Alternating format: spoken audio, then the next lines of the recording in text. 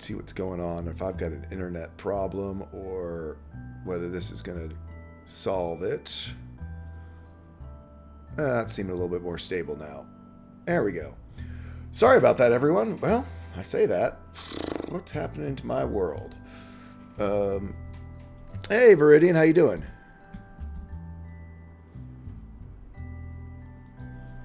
Okay, Hawkeye, how you doing? Yeah, I'm having a little bumpy time of the with my internet right now. Don't know what is going on. I think maybe it's stabilized out a little bit now. Hopefully that's doing a little bit better. Kentucky Hawkeye in the house. Yeah, guys, you let me know out there how it's looking. I know it was bumpy just a minute ago.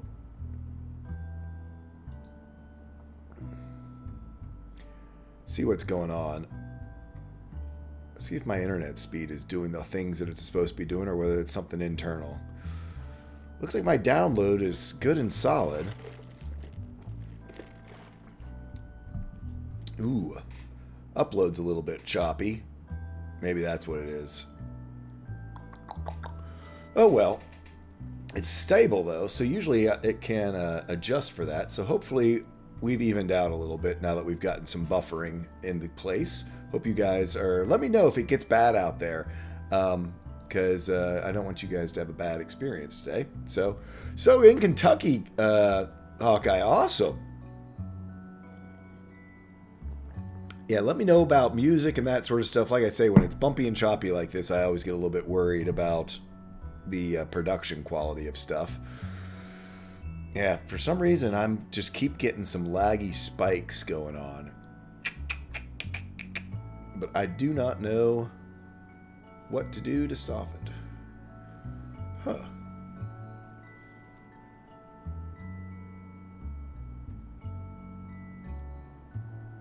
Damn, it is just up and down all over the place. About 17% drop frames. Huh. I think I have stopped everything that I know to stop out there. So, let me know, folks, if I need to try to do something else to get this working more properly. Because I will do everything I can, for sure. Everything's looking smooth on your end? Okay.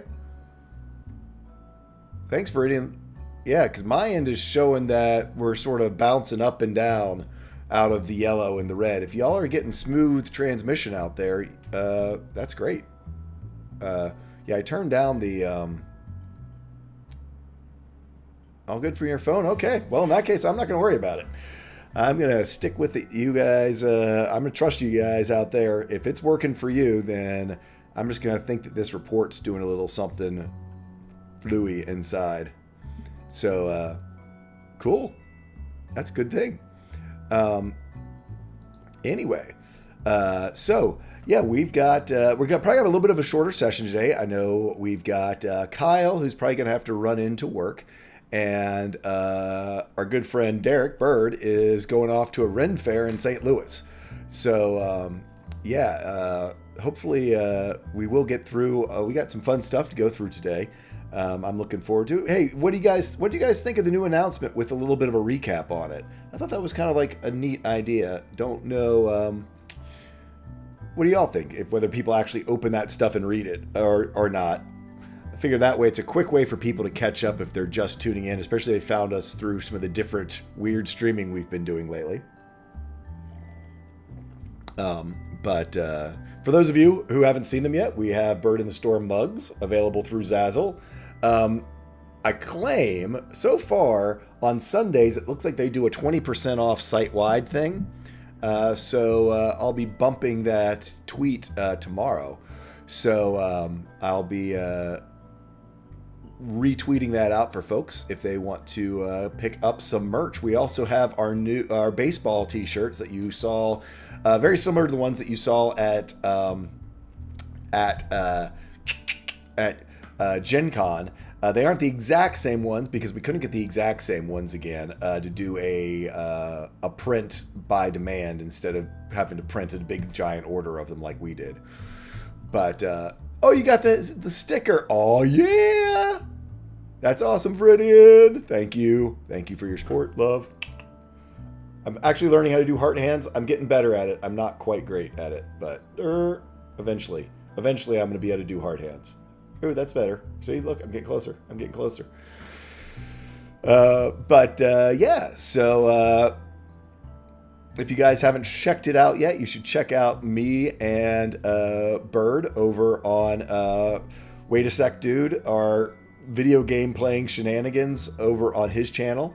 So yeah, if you get a chance, give that a try. It is kind of crazy and fun and insane, but we like it. And yeah, so like I said, kind of new fun stuff going on out in our world with Bird vs. Plane. We also are planning some other events around the Orlando area for later or early next year, I guess I should say. And hey, there's Templar Warden. Boop. How you doing, man? Bind on pickup. Sorry, I've been playing some WoW. But yeah, we've got that coming up as well. Some crazy times with Adam and excuse me, bopped. Boop. So shenanigans all around, including D&D shenanigans. So hopefully we will see you around the interwebs doing all sorts of different fun things. Also be sure to check out Scraticus Academy, which Bird in the Storm is sponsoring now. Very proud to sponsor them with all of their goings on, building an inclusive environment for gamers of every stripe. And they are amazing. So go give them a check out. We thought they were so awesome that we, like I said, we sponsored them. Our Bird in the Storm sponsored them, and hope to have a long and productive relationship with those cool cats over there. Anyway, we'll be you'll be seeing more of us over there doing stuff with them, and a bit sure on the other day, which is perfect because then I'm in cosplay. Yay! There you go. Yeah, I just found out that Kyle had merchandise. I didn't realize that he had his little dragon cat as merchandise. That's pretty cool. I'll have to check it out. Yeah, what are you going to do, VK?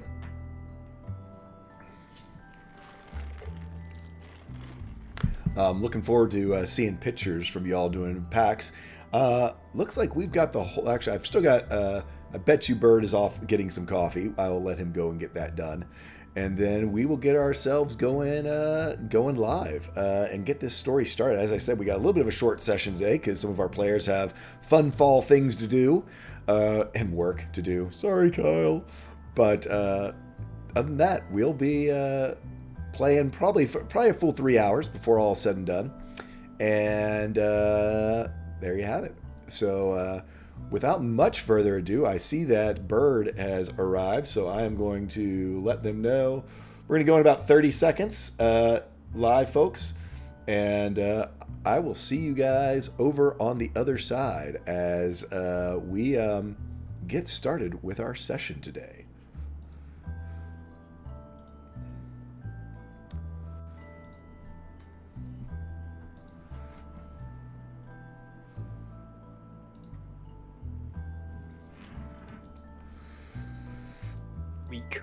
And we are live.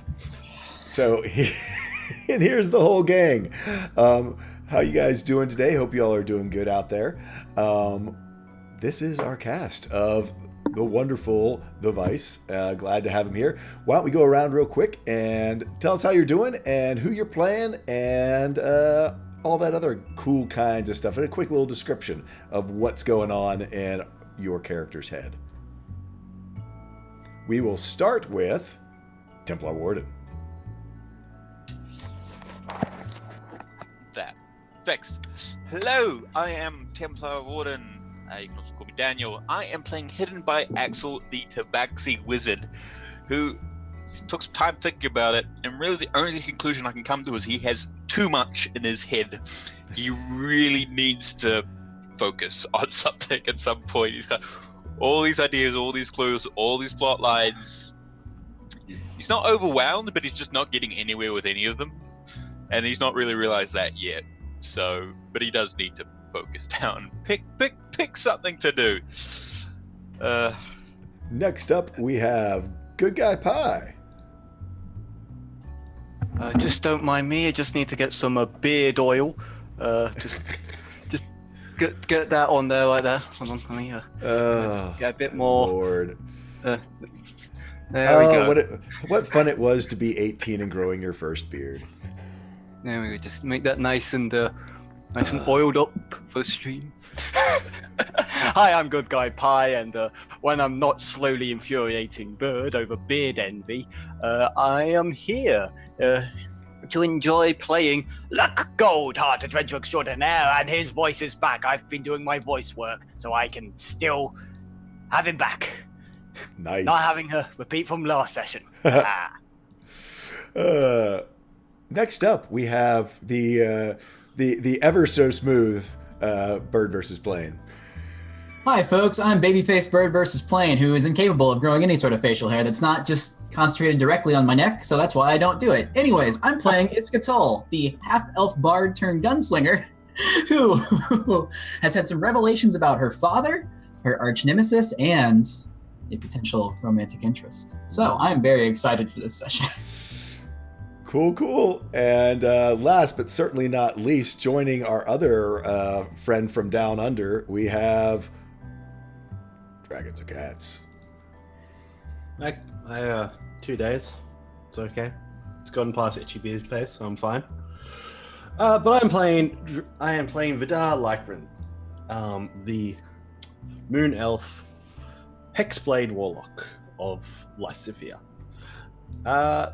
His girlfriend keeps running away from him. She's kind of been doing that. Yeah, she's been doing that a lot. He's finding out that he's mortal and needs to breathe. He's been doing some retail therapy. He found out that he has a soul. He found out that Eladrins don't have souls. But he found out that Eladrin are more about an arcane matrix or some wonderful things. And that Eva's been a little bit creepy and been looking at him. The vineyard. Things, stuff. Panic. Hi. We're going to be here all night, folks. Well, I'm not. So, we'll play by ear. I am Tall Squall. I am your DM for today. I also run the channel, which we do 100% for charity. We have continued our charity for last month through this month, which is Project Semicolon, which is all about suicide prevention and resources for folks who need help. And so they have a way to reach out 24 hours a day, 7 days a week. You can find their number down below. There's also a text there if people are not able to speak or are more comfortable texting. They have people standing by. If you need help or someone that you know needs help, please contact them or give them the numbers. We always keep those numbers up on our channel, even when we're not raising for them as a charity. So you can have them handy in case you or someone you know needs them. So without further ado, I think we're going to go ahead and jump back in to our story here. So the party, your stay at the Iron Gnome Saloon went a little later than intended, and as can happen for all of you, involved far more drinking and greasy food and all the things that you were like, oh, I'm going to get some sleep tonight. None of that happened. But not unexpected. Your first 3 days in Falcon's Crest were pretty insane. Probably rougher and more filled with craziness, as Axel was saying, than even the ones that you had in the months before out in the wilds. You had run-ins with the Talon Guard. different factions of the Arcana Mystica who you have been trying to avoid and were brought to your door. And then after being brought to your door, you were summoned to sort of one of their sort of bastions here in the city. You met a new friend in Ambrose from Qualvarine, and basically did an assault on your old Niska's old nemesis Bati's home to try to steal some of a sort of magical scientific material called Argorite, which seems to be able to bind soul energy to it that her nemesis has been using to power clockwork constructs. You also were, some of you were thrown into a vision of the past inhabiting some of your enemies and friends, possibly allies, as they battled the very first Netherwings that attacked this sphere.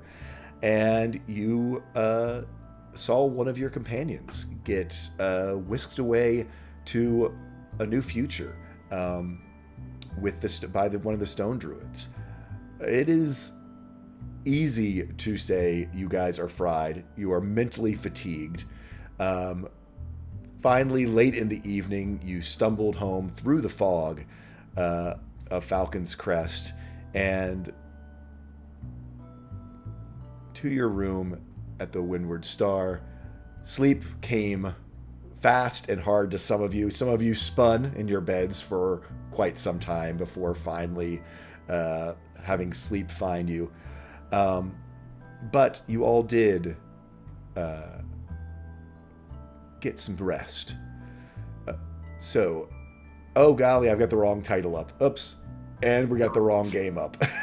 It's a really weird World of Warcraft session, man. Really weird World of Warcraft session. I am not sure if it lets me change the tag mid-stream. After streaming? Nope, I think you have to stop it and start back up. Well, we're going to be a World of Warcraft stream today, folks. Thought I had done all the things, but I didn't do all the things. No one's perfect. Hey, you know. Pro streamer. It's only been 2 years, right? You gotta get the hat. Just have it at hand at all times. Yeah, Just what put it DCL on. are they talking about? Yeah, it's all this new stuff. Like, Hey, wow. what episode number is this? If I get it figured out. It is episode number 78, I believe. Okay, cool. Give me half a second Carry on. of how to change it. No, I'm sorry. This is episode 80. This is actually episode 80. Should we take a moment and stop it and start it back up? I don't think so. You can change it on the go. Can you? Okay, if you can make, Yeah, there's a command for it. cool. If you can make it happen, awesome. Look at you. Yay! You rock. Isaac. Look at you, bird. Sort of war- Look still at the voice Bird. expanded. Yeah, World of you Warcraft. definitely get a flex for that, man. Okay, so anyway, as you guys all eventually fade into darkness, into sleep, some of you blacking out, others of you spinning your way into oblivion on your respective beds. I need all of you all to make a perception check. Oh yeah, we're gonna die. You're expendable, to be honest. Let's be honest. So yeah, he Yeah. has. Look at luck.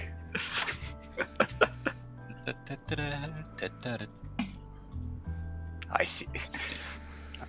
See beyond the fourfold. So, luck. Your sleep becomes restless. You hear a noise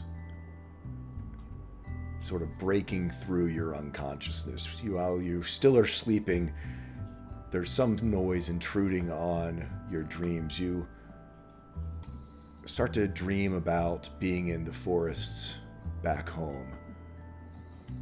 And often when you were stalking the bear, there would be wolves that would howl through the night.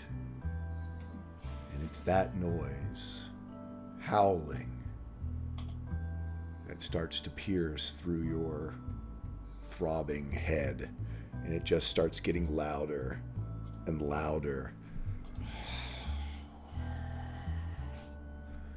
Deep and gravelly. It's close. The noise is, in fact, seems to be in your room, and it begins getting louder and louder. And I need you to make a Constitution saving throw.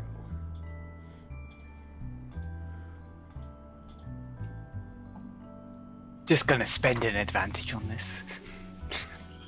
Straight out the gate. Thank you, chat.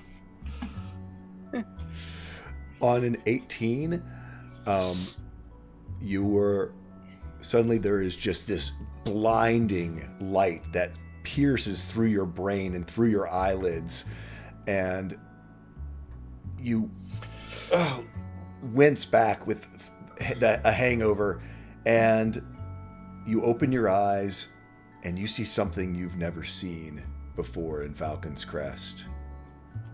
You see the sunrise blaring across the horizon and blasting through the windows.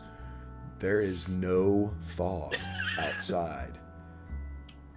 The howling is all around you. It seems to be vibrating the room itself.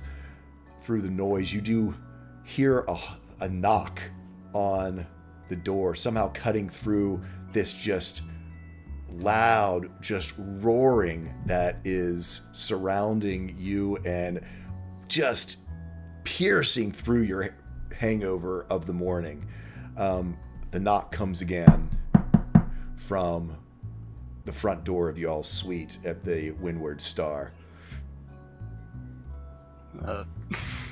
Probably still in like his undergarments. He sort of is like, "Ugh, oof," and sort of stumbles towards the front door, like someone's just sort of like been like spun around multiple times, and you've told them to walk in a straight line. It's sort of like that, holding on to objects around them to reach their destination. So you go to the front door. Yeah. Do you open it? He's a bit too disoriented as a sort of a route, and sort of that howling is sort of like making him distracted.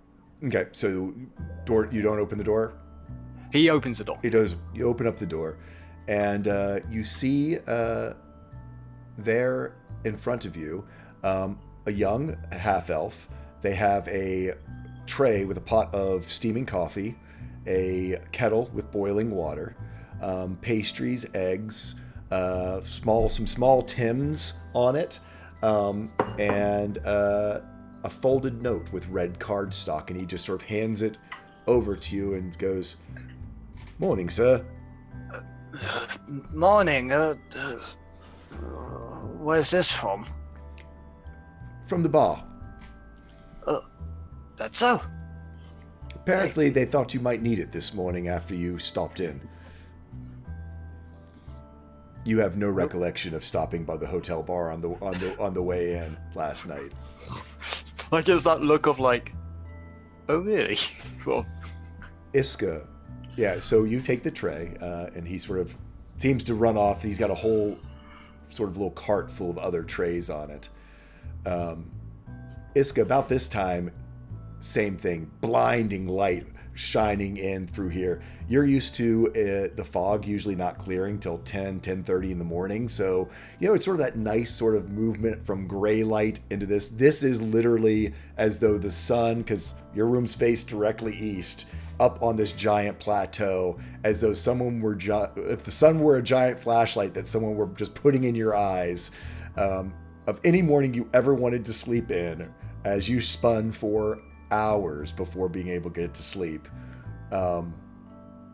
This is not it, because you are seeing the sunrise in Falcon's Crest, and like a bad note on a giant stringed instrument, this rattling and howling is permeating your room.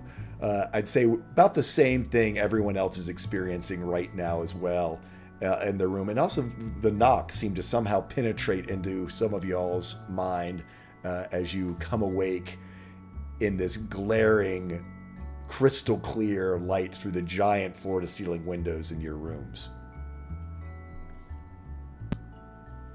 Iska will wake up startled and with a blinding headache and just kind of like sigh and then get a perplexed look on her face and then bring a hand up and kind of breathe into it and sniff. Did I smoke last night? That's not... Shit. And start to get out of bed and kind of go towards the door and like the knee buckles. Okay, take a breath. And then just very slowly making her way to the door to go check on the others. How about the rest of you all?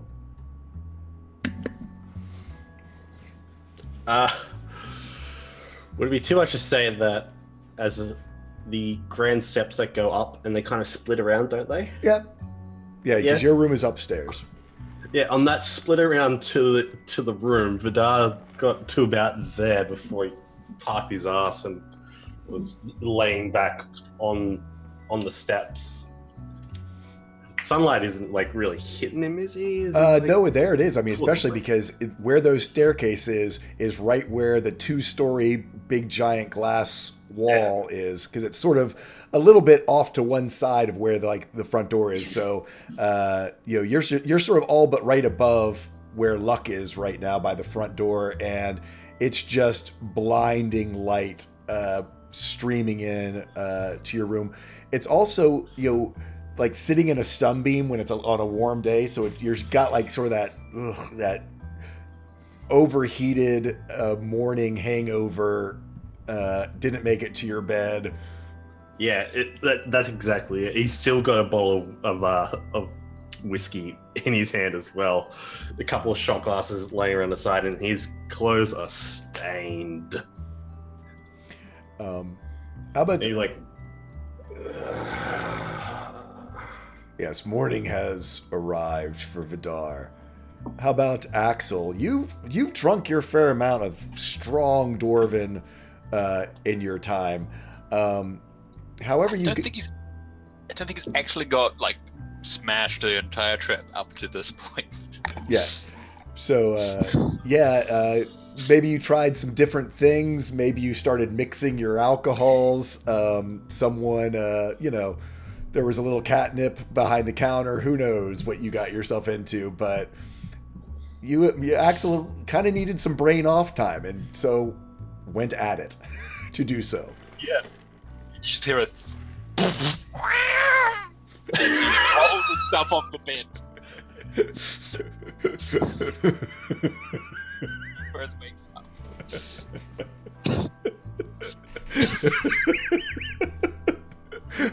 Someone clip that. Someone clip the. The thing that actually goes so well. I thought it was like, oh, is that weird? So. That's roll himself off the bed first thing. He did weird. He sort of fell on it. Rolls it off. And the rooms are connected to the bathrooms, right? Yes, there are bathrooms in the rooms. Yeah, So connected you in. just gotta crawl into the bathroom. Are the baths always full, or do they just have to be filled? They have to be drawn, but there is always water for them. It's a big, water's a huge luxury, so they're not always full. But you are one of the few places that you could get a full bath of water very quickly. Yeah, so he's just gonna get the water running and they just jump in. Sort of his head underneath the tap, spilling over his head and filling up around him. Okay. Just getting a good wash. Gotcha. With clothes on. Because as you do. Hangover. Iska, you come out into sort of the main room again. The noise you'll hear is even louder. It seems to be vibrating from the windows themselves. You see Luck just perplexed. He has that morning foggy brain where he has a giant tray in his hand and he doesn't quite seem to know what to do next. Where you just kind of get stuck looking at the coffee machine and you're just trying to will a way for coffee to happen and it doesn't quite do it. Luck is stuck. You have just arrived out there. You do see. Do me a perception check from where you are as you come out. I'm actually not going to give you disadvantage because you would normally have advantage on this. From 10's all you needed. From across the way, the one thing you do see, the small tins that were on the tray have the unmistakable honeycomb and tea kettle logo of the tea hive. There is a tray that has hot water and tea within 20 feet away from you on this morning of all mornings. Okay, so yeah, she stumbles out and just kind of sees Luck there and is trying to ponder it all. Luck, sees the tea. Mine, and just like zombie lurches forward like down these steps. Just doesn't say another word, but just like kind of leaning a little forward, trying to keep her balance, just going towards it. Not saying another word to Luck. She is focused on this tea, and she needs it more than anything she's ever needed in her life. In that case, do me a dexterity saving throw to see whether or not you trip over Vidar, who's on the stairs. On a 10. I think you go. Yeah, I think that you think you have it. Mine. And then just straight down, stuntman roll down these steps. Yeah, just literally upside ass down. over tea kettle, end up at the bottom of the stairs. Vidar, Iska just like stepped on you. I roll and roll off to.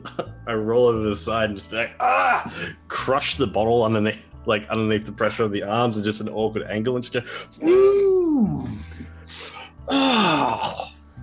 Oh, what the? And like try to stagger up and like just look over the railing. And you see Iska's like basically upside down, like one leg kind of like folded over her body, and you just see her pawing in the direction of Luck, just kind of letting out. Just whimpering. Question. Yes. Question. Does Iska have any like bladed weapons on her? No. bladed weapons on her? I don't think so. No, I don't think she she actually doesn't. Maybe you've got your whip. You've got. Yeah, I don't think she has a I don't bladed think weapon. she has a bladed weapon. Okay, cool. Also, if I went to bed with a knife equipped on me, then yeah, it was a bad night. Yeah. Some people do that, though. Yeah. Well, yeah, Vidar's still like in everything from last night, and he just realizes he's like, oh god, the hell, Iska, you all right? Just whimpering, still pawing at Luck, and then just very slowly slumps over and just like collapses and is now like laying face down on the ground. It's just. What is Luck up to? Like it's like he was like looking out the door, watching this person sort of walk away, like trying to like contemplate. All right, I've got a tray now, and then just behind him, it's just this, doof, doof, doof, doof, doof, boom, and he just like sort of looks. It's like it takes him like a solid second to realize it's like, oh no, Iska! He's like sort of walks over like hurriedly. Yep, you get over to her. She doesn't seem to be hurt, other than she seems to be. Her focus has remained on the tray, what you have now set over by the sort of dining room area. Even under the water, Axel, you can hear the commotion from out in the main room. Yeah. Are there noises associated with Axel's ministrations? Really, I'm probably purring, to be honest. Yes. Yes, because with that water that just feels so good. Yes. Every now and then he rolls over all over his face and coughs at about, but Just having a good old Yes. That's very impressive. So Luck, Vidar, Iska, you are in various states of disarray across the front half of your suite at the Windward Star. You can see the tray is over in the kitchen area, calling to Iska. Don't know how Vidar feels about coffee and or tea. Luck, yeah, Iska is on the ground at your feet. He sort of goes like for that sort of like by the shoulders pickup, like to dunk sort of.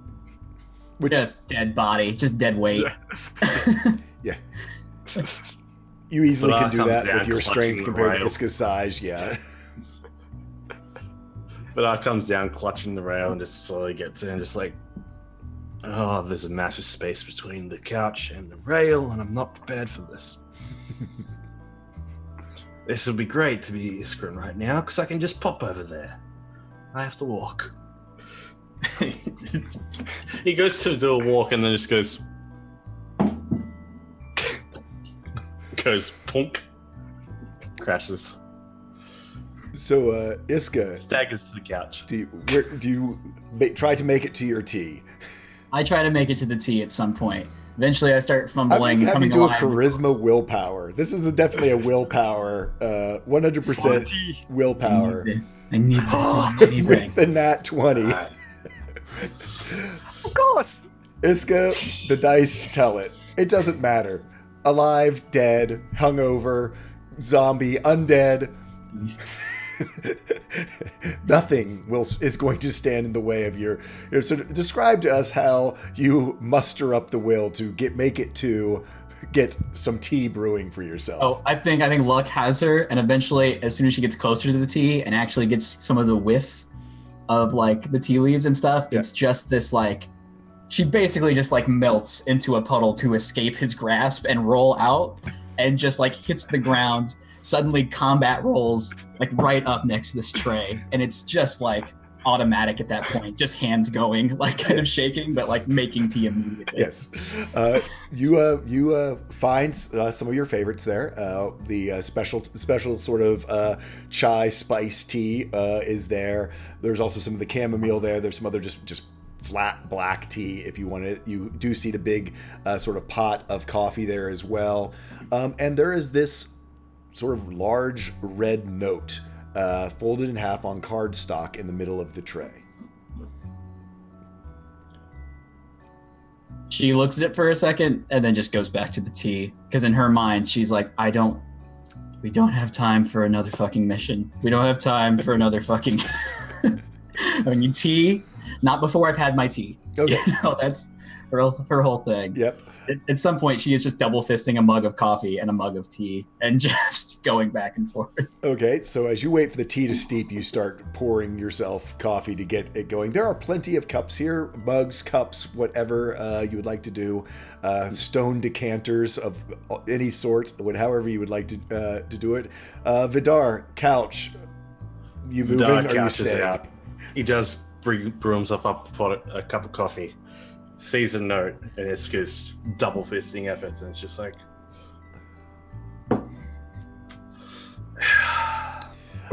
And as you open it up, you see in a elegant hand, windstorm conditions are forecast to affect Falcon's Crest for the next 18 to 24 hours. The Talon Guard has advised all to remain indoors as gusts up to 150 kilometers per hour are likely, and some of the funneling effects of buildings can have localized wind speeds reach above 200 kilometers per hour. Please accept this breakfast platter with our compliments and refer to the menu to place orders for lunch, tea, and dinner. guys, don't go outside or we're gonna blow away. Winds are an issue here, apparently. What about winds? Well, next 24, 18 hours, there's going to be some wind tunnels around the streets that could blow someone away. How do you make a tunnel out of wind? Well, you see, I hangover explain the concept of wind and tunnels to Do To our good me an intelligence check as you try to explain this. Because I know Ishkra would know some shit like some ridiculous stuff like this, but it's a very poor effort. It's gonna like On a 10, yes. moves. Yeah, moves sometimes. Yeah, hungover. You know the concept, but somehow actually getting the words to come out that, the way that Falcon's Crest has all these sort of solid buildings that don't have any alleyways between them, basically funnels the winds to make, things go faster and faster. I think, I don't know, Luck probably gets finally the concept of falling off the side of the cliff to your death 3,000 feet below. He's like, You don't have to go to the edge for this one. This will blow you to it. okay, go by cross the edge. Got it. Yes. Yeah. So if you want to try it, let's go take a blanket downstairs. Be my guest. If you want to for experimentation reasons, like sending like a little bird down into the cave to see if it's poisonous. That's actually pretty smart. Mining's. Let's not do that, but let's. I don't want to see you take a flying lesson. I've got too many lessons to have right now. We'll say about this time, Axel's probably finished his bath, or it's been 15 minutes. I don't know if he's finished his bath, but it's been about 15 minutes or so. The smell of coffee is permeating the area now. Yeah. Sort of comes out here, like he is a wet cat. He's wearing a bathrobe, just this wet cat dripping everywhere. Just sort of stumbles out. Is that tea? Can I have some? And Iska's like looking at you with the tea, but after a few seconds of not replying, it might be that Iska's looking through you at this point and doesn't even really understand you're in front of her, and just. Vidal leans forward and begins to brew a cup for Axel. Wanders over there, sort of just falls into a chair. Why is it so bright? It's supposed to be fog. Because there's a sun.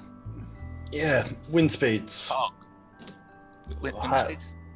Yeah. He hands you Huge the note wind and you can speeds, read it. Yeah.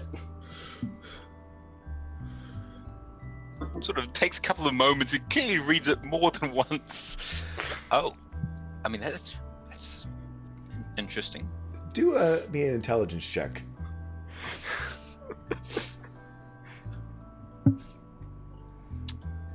Not so much that he.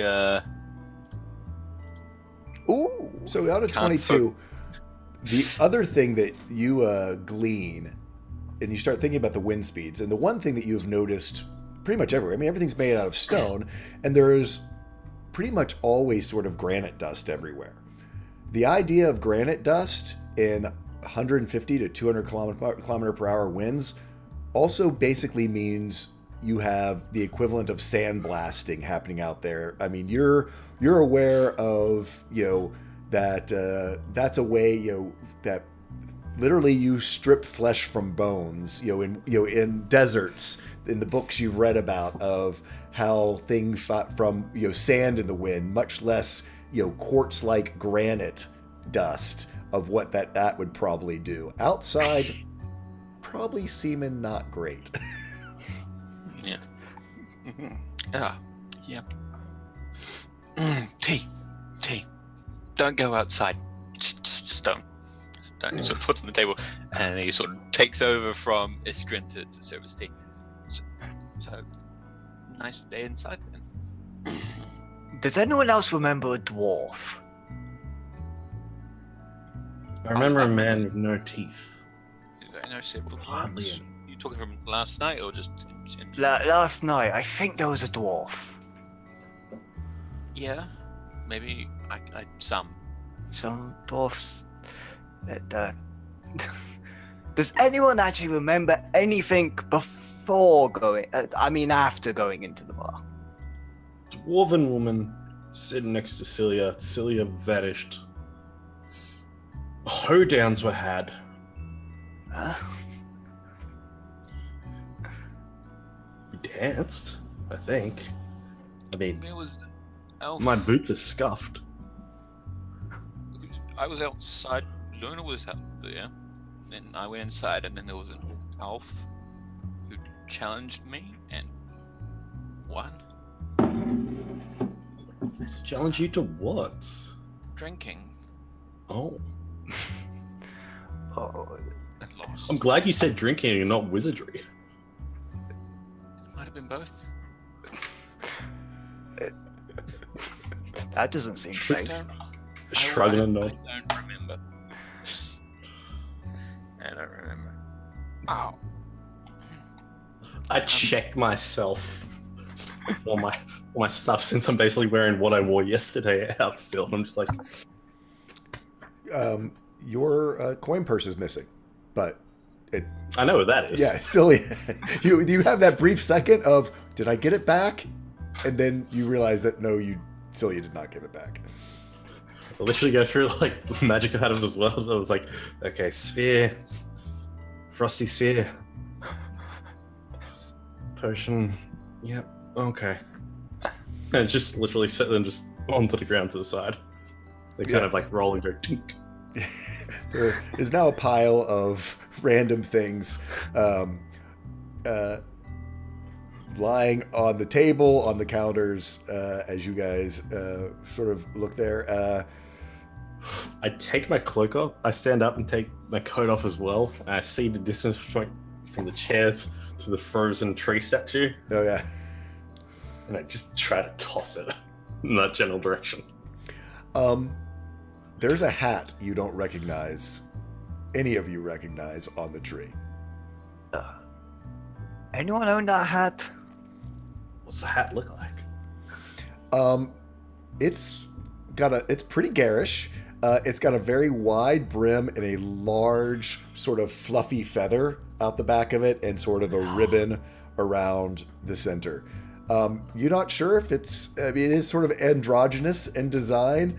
It's pretty fabulous. It got here somehow. I mean, Oh, let me have a look at this. As like, look, goes to pick it up. I'm like,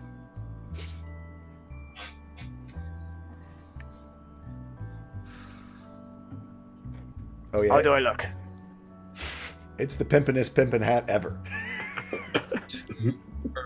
no. That was a sentence just said. I'm seeing a fur coat right now, Hey, flared pants. What are any of these words?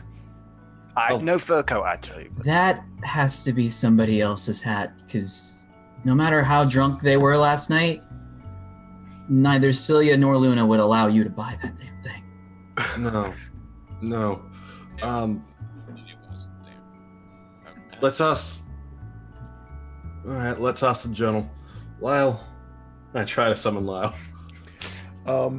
Do me a charisma check. Oh my god, I hope Vidar has Whiskey Sword, and it's really hard to... Oh, on a Wait, 23. Vidar? I would, yes, Whiskey Sword would have been a great thing. If it would have been under 20, he would have had Whiskey Sword. I can tell you for sure. But no. You get Lyle, and it's very odd.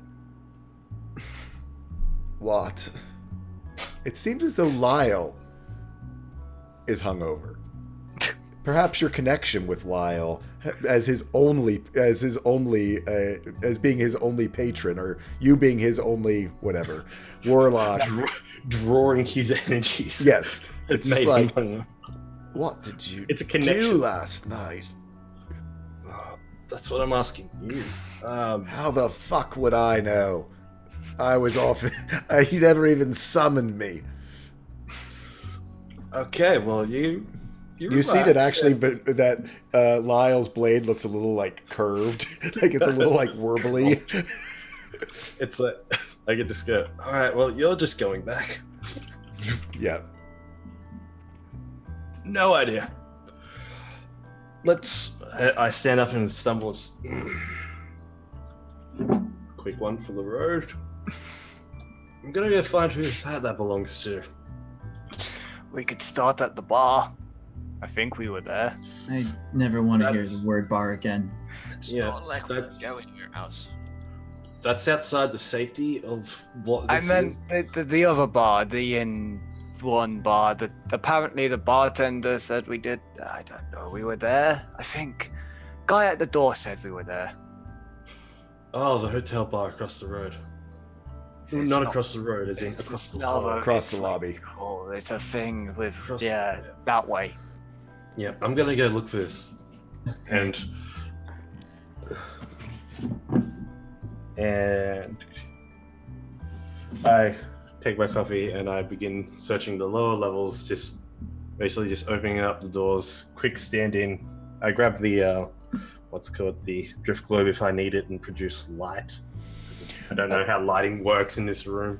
Oh yeah, I mean, I'm not going to cast it if there's already light in it. oh yeah, no, I mean that's one of the nice things. I mean, there's always a beautiful view out the Windward Star over the valley. So it just happens to be very bright this morning. As you walk out, you can see most of the hotel staff seems to be busy, basically for dealing with their entire clientele being stuck in the hotel for the whole day.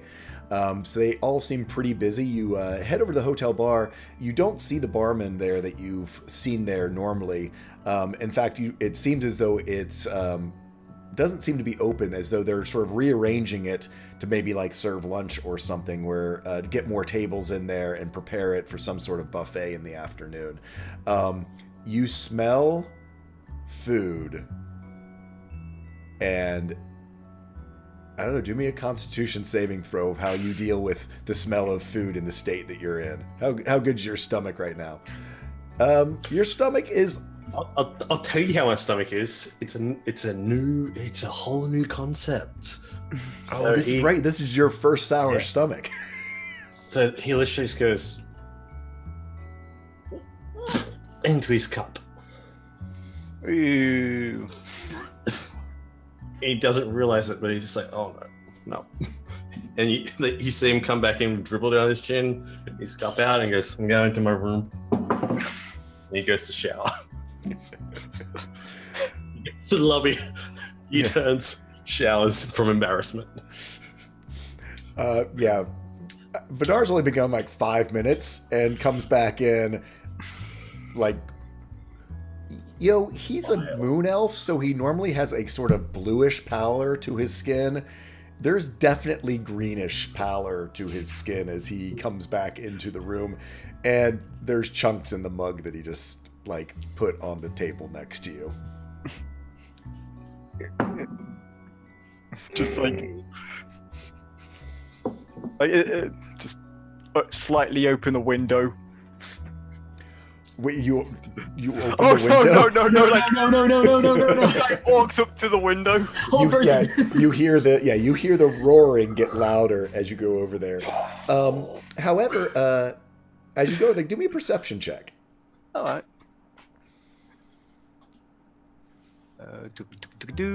Boop.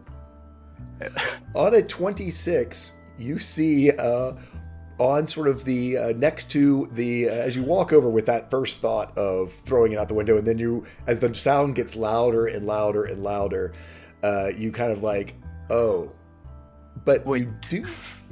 you see a glowing rune next to this large, 2-story set of windows that are there. Axel, Mm, magical bingamy boob thing. Do. This glowy magical thingy. Gets up with the tea and sort of walks over. Um, Still wet. Yeah, still soaking wet. You're leaving a trail of paw prints behind you and sort of a trail off your tail, which of course is where most of the water is coming off of. So there's just sort of like this stream of water. A lot of food. Yeah. Poof. The rune, even in your inebriated state, basically, I mean, it's written in arcane symbols. It's sort of the equivalent of push here to activate, and it's glowing as though ready to be pushed.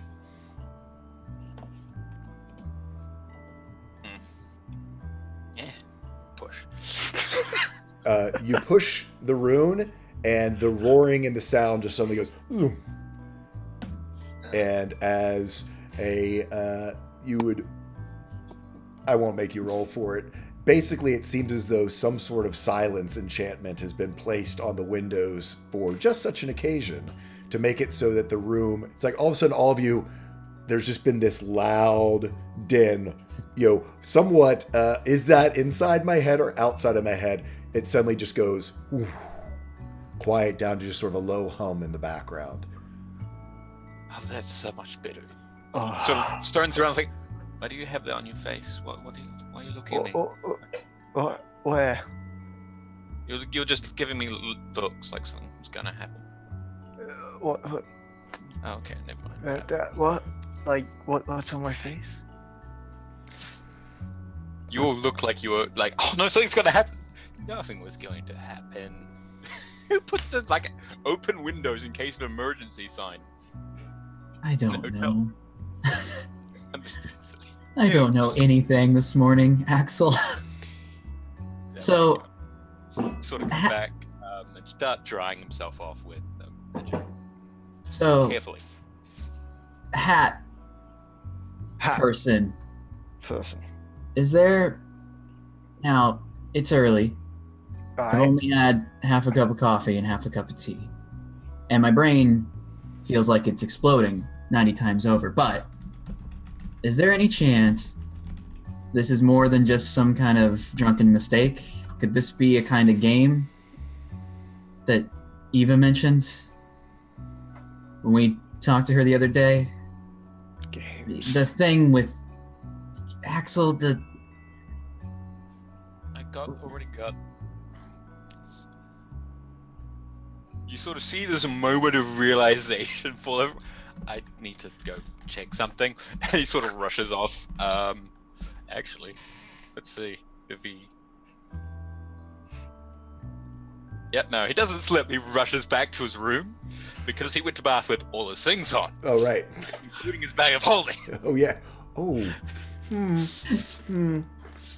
If he has his bag of holding, if it wasn't nicked or something. like the idea that he goes by and just Iska gets hit with this wave of water and just still her hand out, just looks to you heard me ask him a question, right? You heard me ask him. Yeah, the question of, I know how to play catch. So, good thing it was drawn. So you open it out, goes and pull out. What was I looking for again? I can't remember now. What were you talking? What are you talking about? Oh, the games and riddles, because Iska was wondering if that was another riddle. Oh, I thought you were role playing. No. Okay. Okay. Sorry. I was sorry. Actually, You were role playing really damn good. Yeah. I've done that one. And so he pulls out. Well, we've got the riddle here. Maybe it's more, but we've already got something. And The answer is a hat. goes look for the hat of disguise. Does he still have it? Yeah, Hat of Disguise is still in there. Because his favorite method of its style is pretty much like that, it's less flamboyant, but roughly the same. Okay, so it's not ours. Okay. Maybe. To be honest, I could just have gone and drink. I mean, I got into a drinking contest with an elf. I don't think anything would work. So, Maybe. Who knows what could have happened? Hopefully we didn't blow anything up or start a storm or something like that.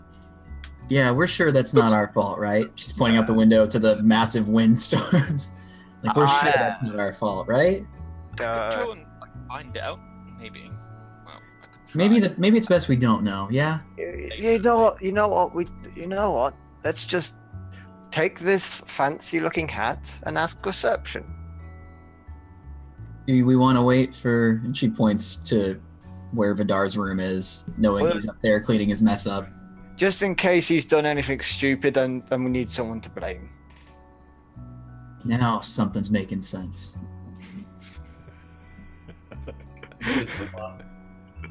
You're muted, Axel. I think if you're talking. No, it was real quiet. Okay. I love You make a Axel lot of drunk. I love Templar playing Axel drunk because I can't tell because it's like Wait, it's so. it's so. don't know I've what seen it's like to be this. drunk, I've so- been that person. I'm making it up. Well, you're killing it. You're doing it very well. Vidar comes back down after a shower. He's just literally in dress robes, like in this like in the hotel's dress robes. Yeah. Dressing Axel gowns.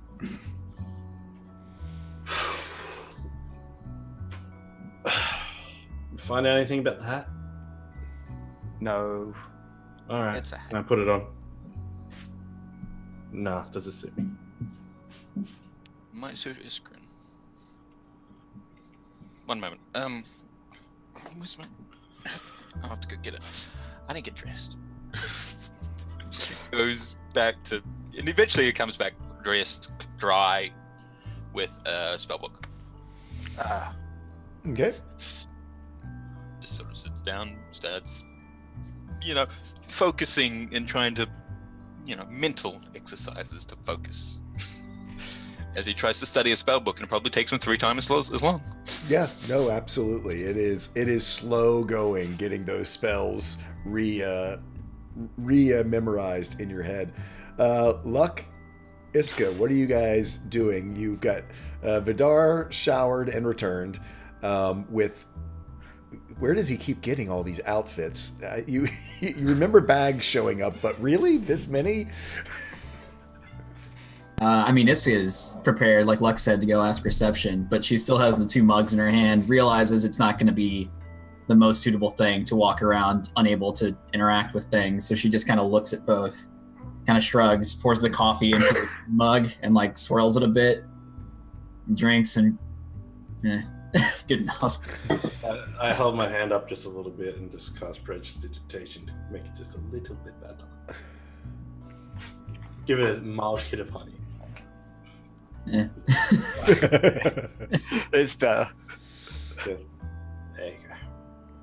There you go. Luck, how about yourself? Like looks down. He's got like just classic those white long johns on. Oh. Perfect. And just like he just like reaches across like into a pile of clothing, probably pulls out one of Vidar's many shirts and just like squeezes into it. Oh yeah, and it would be a heck of a squeeze. So Yeah. it's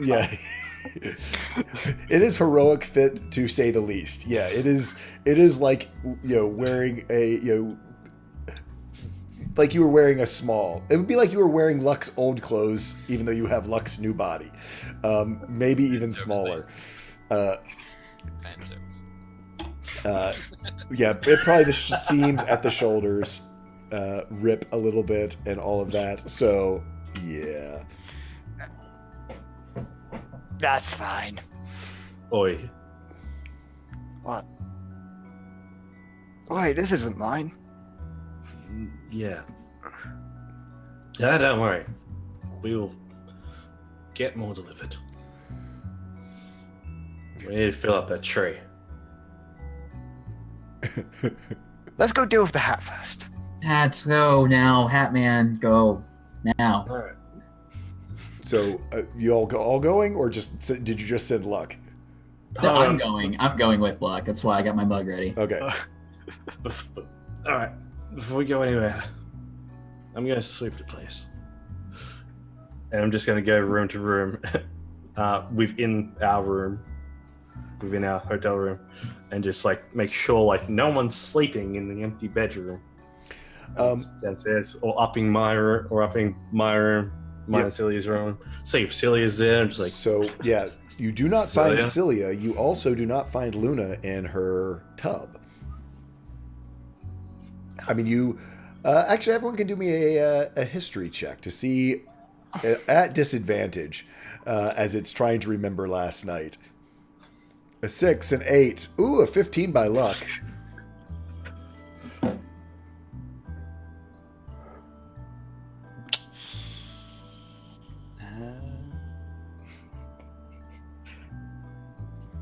And Ooh, a 20 by Axel. Axel, you actually, what you remember isn't from later in the night. It's actually from earlier in the night when you went outside to Luna when she was out on the patio of her talking about how she would need to leave to go to work. Luck, you actually do have a vague memory of seeing Luna leave earlier in the evening to head to her shift down at the Burning Rose. And knowing that those usually last into the morning, she very well could be caught there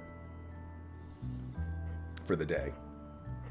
Waiting the wind out, probably. Yeah. So, you do not see Celia again. Not super surprised. And again, depending on when the windstorm came up, she could be caught somewhere as well.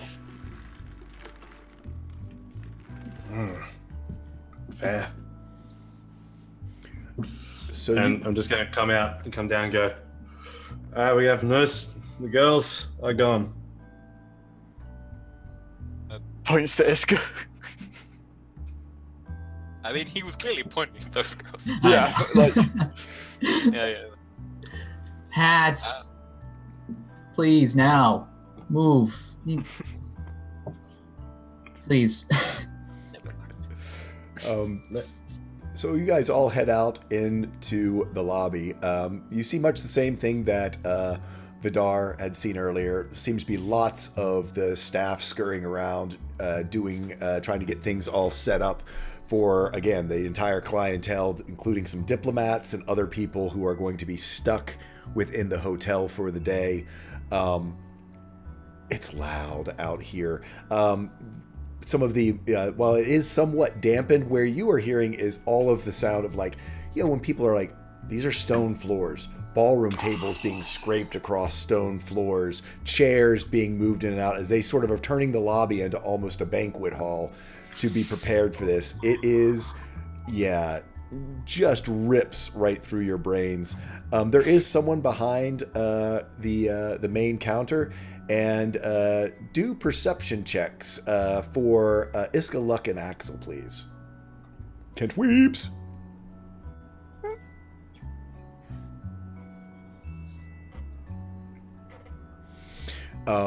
Actually, all of you, as you sort of head over with the hat to the main thing, you are drawn by the siren smells of food coming from over in the bar area. It is heavy breakfast, fare.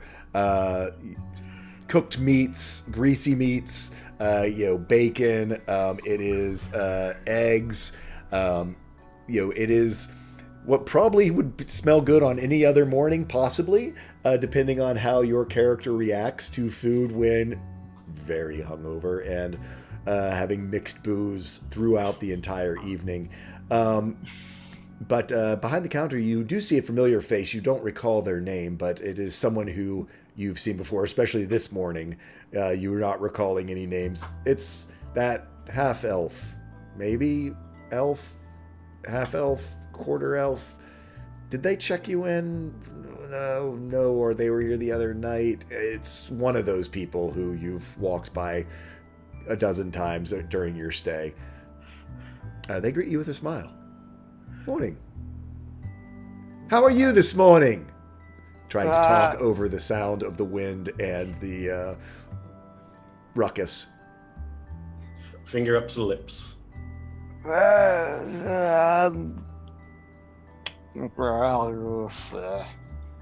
Oh, yes. When Oh, we- and Axel sort it of looks sort of up looks over at you all and goes, right, from last night.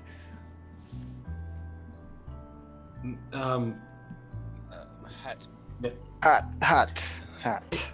Yes, we enjoyed your fine hospitality here last night and had quite a boisterous and fun evening, and now we have woken up this morning.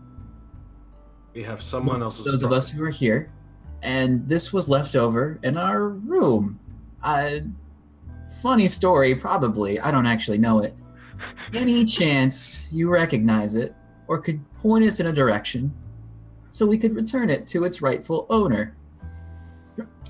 Can't say I do. It's quite a hat. I would like it gone from my life as soon as possible. So if there is any information, or any way you could point us. I could put it in Lost and Found, in case someone comes looking. And looks around to the others. The hat would be gone. Look, I could probably put it into my outfits. This is someone else's hat. Found, please. Yeah, I see. Sort of reaches out, and if someone comes looking, I will let you know. I can also ask the shift from last night, who might have actually seen the people you were with, if they have any information. I just heard the stories, and he sort of... Yeah, that This, thing. this is a Kyle question. Yeah. When Sephander visited the other night, Mm-hmm. was he wearing a hat like that? Oh, he, no. he was in a swashbuckler form? Nope. Okay. No, it's not a swashbuckler hat. It's not... Okay, so it's a pimpin' hat. yeah, Cool. it's truly... Yeah. It's a pimpin' hat. All right, no worries. He's gonna turn to the party and be like, "Oh, as a note, I don't think I've told you about this, but the other night there is a wonderful view on top of the roof that we can access from our lobby. No use right now, Yes. That. Right. but when it's past, we should spend a night up there. We can look at the Three Sisters. They're up there. You can see the stars through the fog. Oh, wait. Why are there sisters in the sky? It's a long story. Wait, hold on, stars. Yeah, that's me. All right, let's.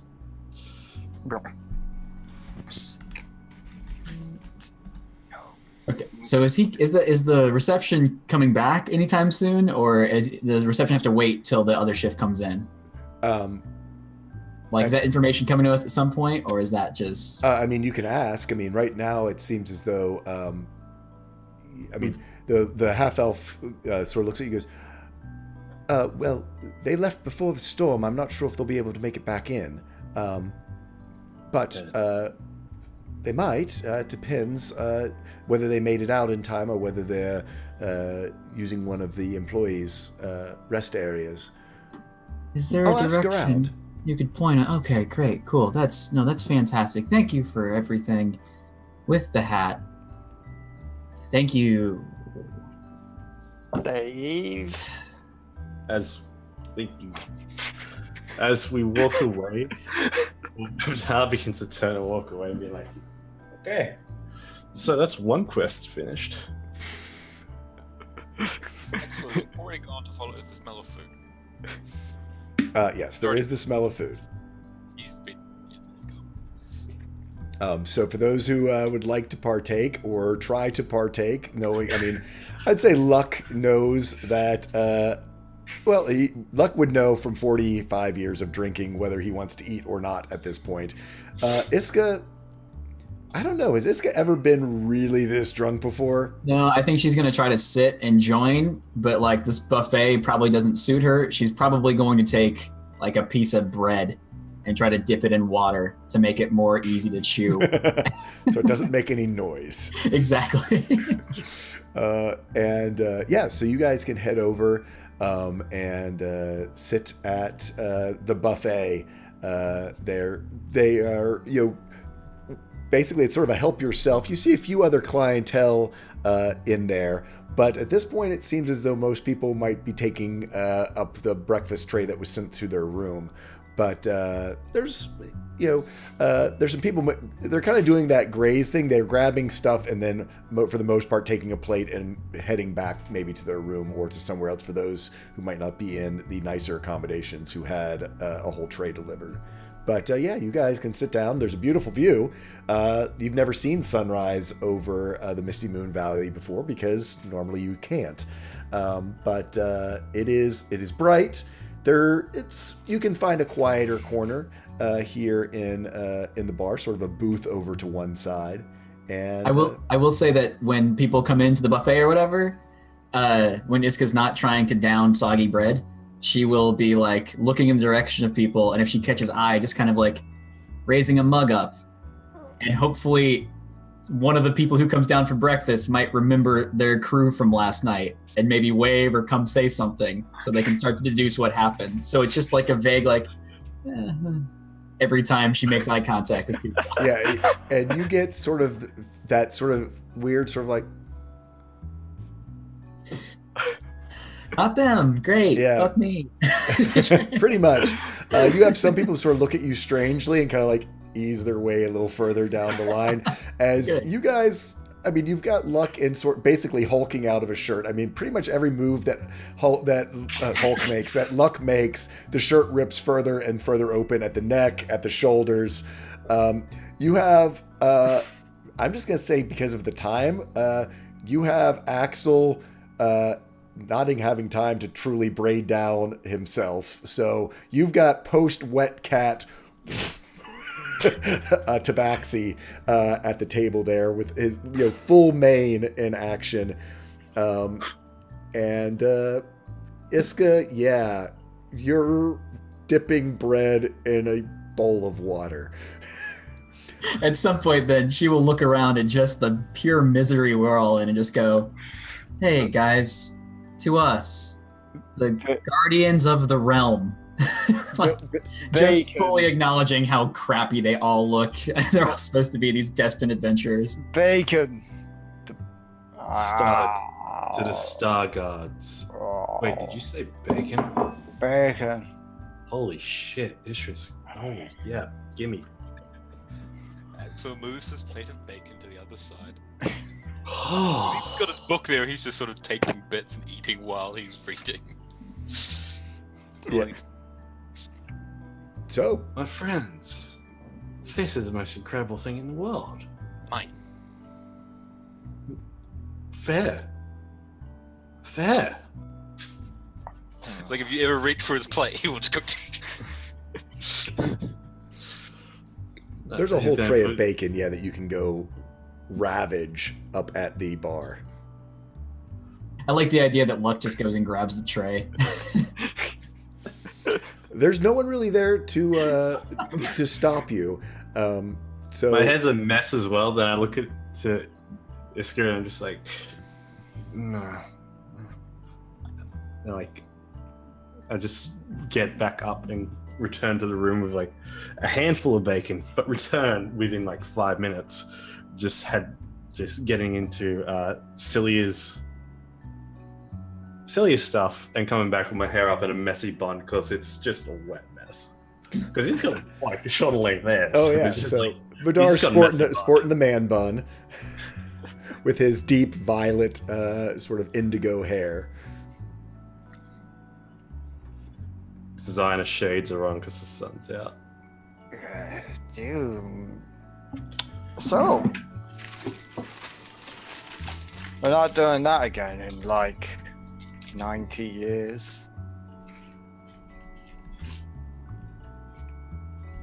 Well, we do have. There is a ball to go to in like a couple of days. So Yeah, but I'm pretty sure we're not supposed to get so.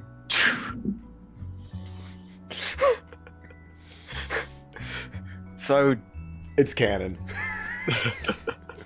we're so drunk that we don't remember a ball. I'm pretty sure what we just did is known as. What do people call this again? binge drinking. Good time. A good time. I like that. It's about time we had some fun.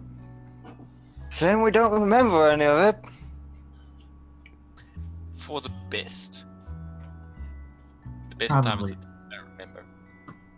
Drum told me that. That really has weird connotations. Dwarves. Dwarves, man. He lost his legs. Not what I was talking about. Yeah. Any food. Goes back to studying. He's gonna be doing that for a good hour and a half. We're in recovery mode. Yeah, full recovery mode right now. We'll say for an hour, sort of slowly there at the bar area, you do the leisurely recovery breakfast. You get a little bit more of your wits about you. You do finally see sort of the older bartender that Luck's quite familiar with. Sort of shows up back there and is just sort of wiping down the bar and seems to just sort of start to get ready at whatever point that he gets to open it as a bar. You see him sort of rotating kegs and that type of stuff over there. He might know what happened, actually, and where the hat came from. Yeah. It's just like looking at Luck like, so? Sounds like you just volunteered, my friend. Alright. Hey! I put my hand up to Iska. My fist up. You high five the.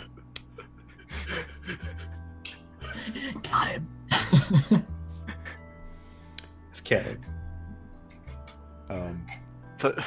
And I would say as Luck walks over, seeing the... do me a... well, how's Luck feeling? He's had about an hour. Luck's an old guy. You can do a check if you'd like, or you can tell me how he's feeling. On basis of we don't know how much he drank, we're doing a check. Okay. Do me a... At this point, I'm going to say do me a dexterity check. As you're trying to make your way over, you actually keep it together. You learned how to maneuver a hangover when you were 25 years older. Now that you're back in your 20s, it's like, this is cake. As you walk over, you actually see him behind the bar, this older elven, half elven, maybe 3/4 elven folk. There's all varying levels of elves and human here in Falcon's Crest. He is showing age though, so you're figuring that there's human blood somewhat in this gentleman, as you have interacted with him quite a few times up to this point. And he, as you come over, he grabs a mug and sort of looks at you and goes, "Your usual, sir. No. Little hair of the dog." Oh, Do you have the opposite? coffee. Coffee. Yep. And so he pulls you a big draught of fresh coffee that's been brewing sort of behind the bar, so you don't have to take it out of the big urn that's been sitting out for the last hour, and hands it to you. Were we here last night? Late, yes. You were quite a state as you stumbled in. Was there a hat-wearing person? Well, yes. You, sir. Me? Yes. Well, I was wearing big feather. Yes. You were quite proud of it. Where did I get that? Don't know. You wanted everyone to try it on. I had to go. He kind of looks distressed that you made him wear the hat.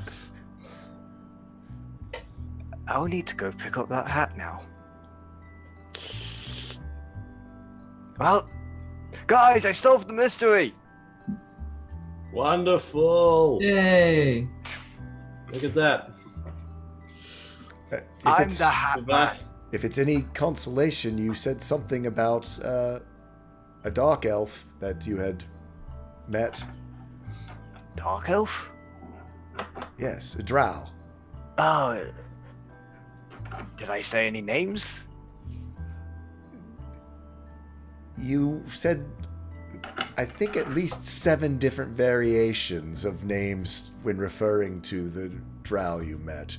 None of them were even close to one another. Oh.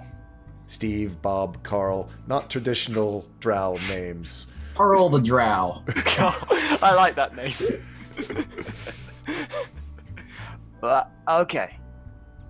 So, if there's a drow somewhere in here, then he might be able to fill us in on the mysteries. Oh, Thank- not likely here. Oh. They'd be in the Underborough. And certainly always hold up for the windstorm. Even the drow can't be around out in this. Wait, there's Got it. So that's a thing we can solve at another date. Thank you very much for the coffee and the facts. Have a good day. We'll be open at 1 o'clock. Great. We still have some Underdark stout here. I will get back to you on that. Good Walks day. away.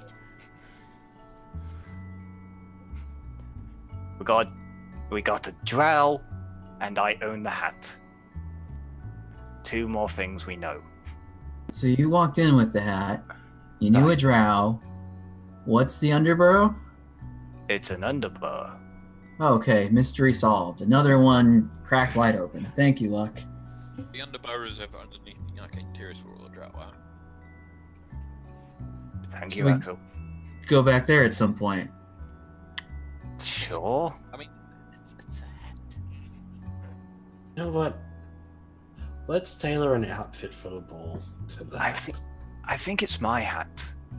You know what? You should just keep the hat. I'm gonna get the hat back. You guys talk. I'm gonna watch you because I'm very excited for you to go get the hat that you claim belonged to another person, and I want to just hear your exact phrasing of these words.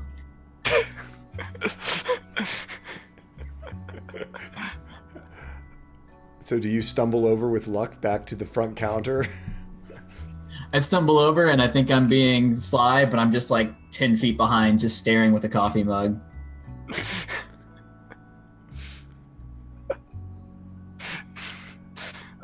Yes, No, sir, can I help? The younger half-elf that you had spoken with just a moment ago.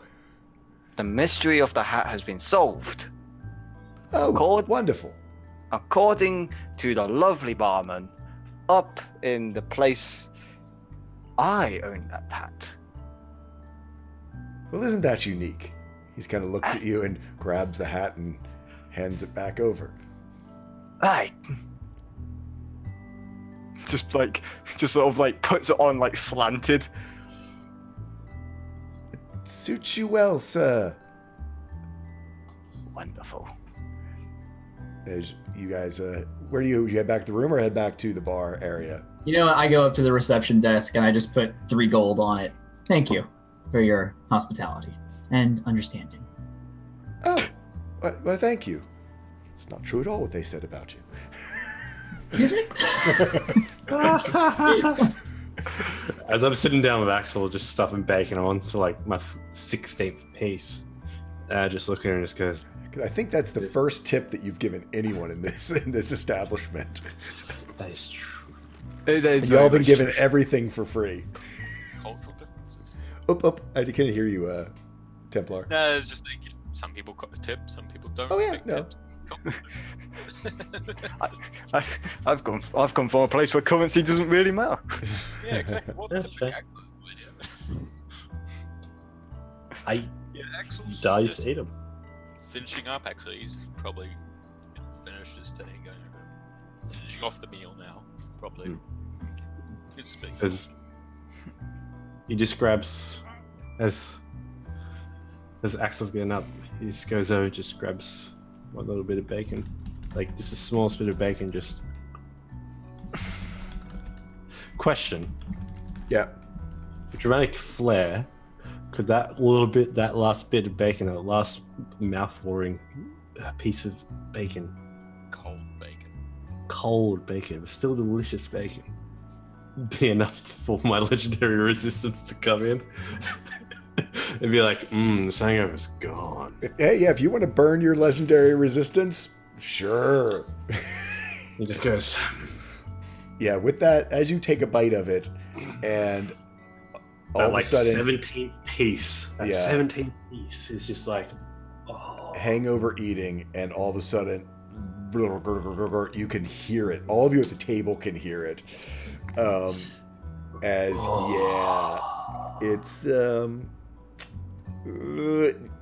you burp. It's like, and close your mouth just in time.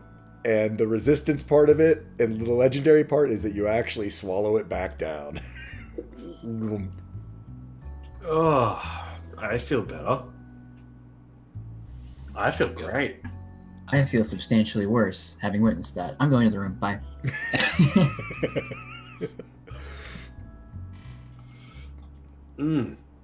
I feel great. Bacon's life-saving. I don't think anyone's at the table anymore. You guys can notice that sort of, there are staff sort of kind of looking around.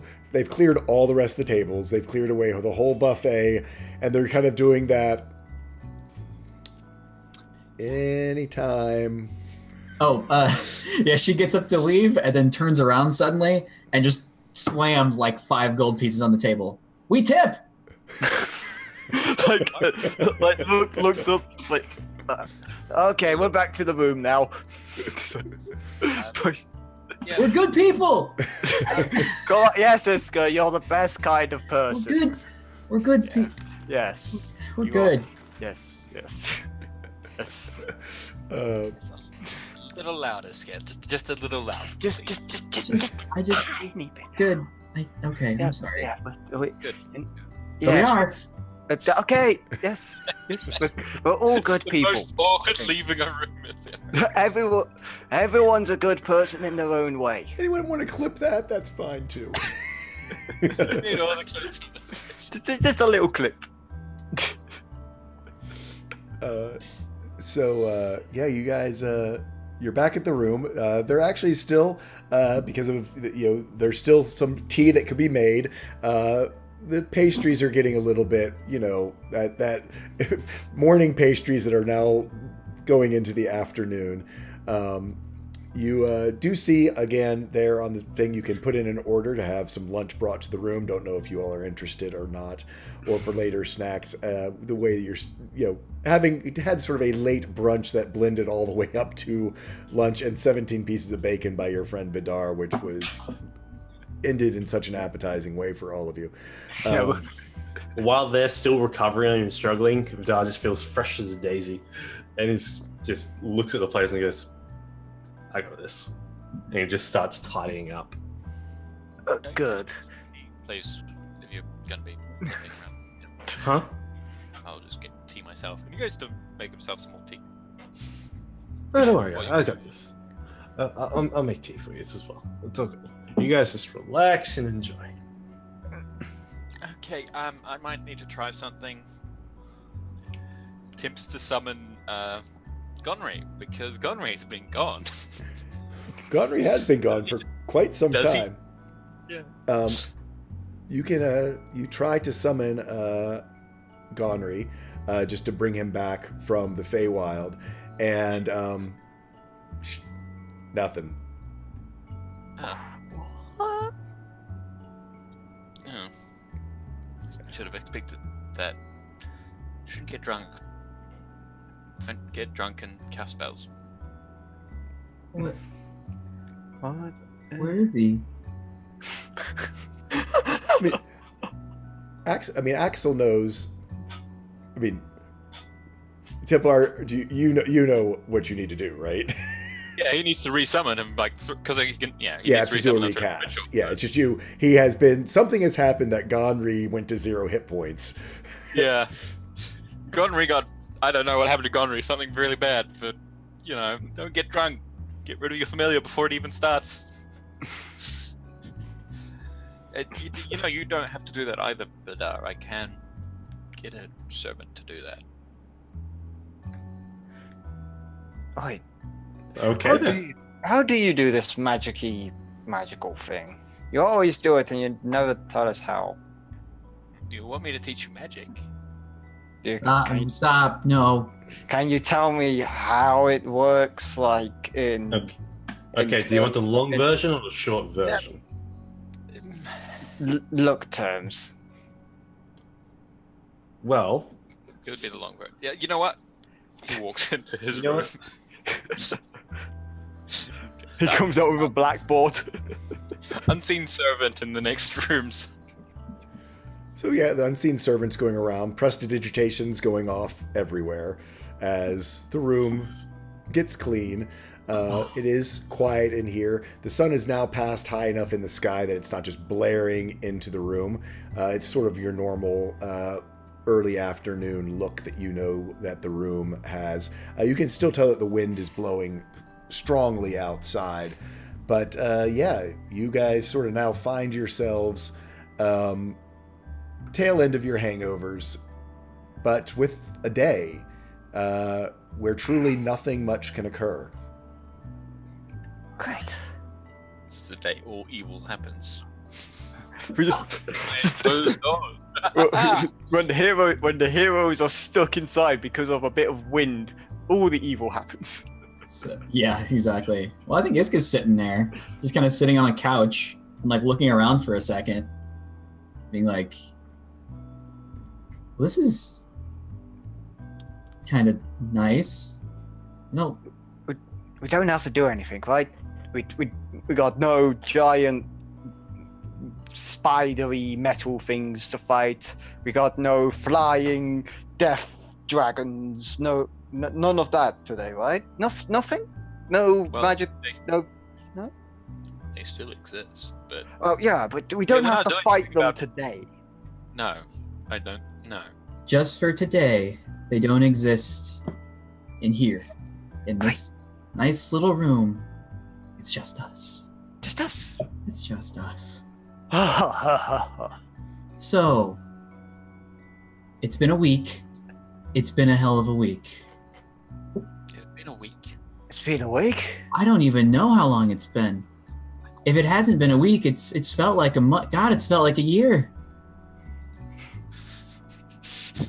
So just for you guys, idea, just so you know, literally this week started on last Saturday. You guys were trying to get up the lifts.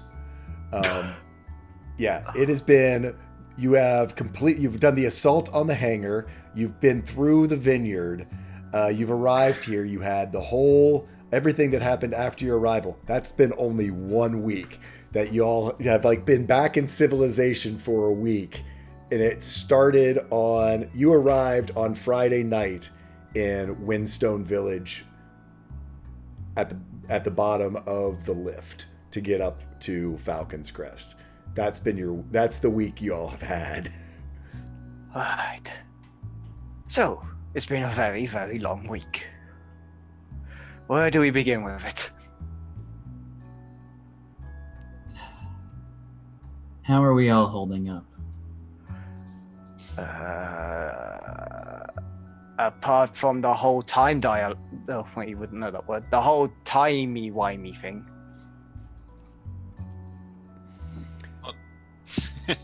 Axel perks up.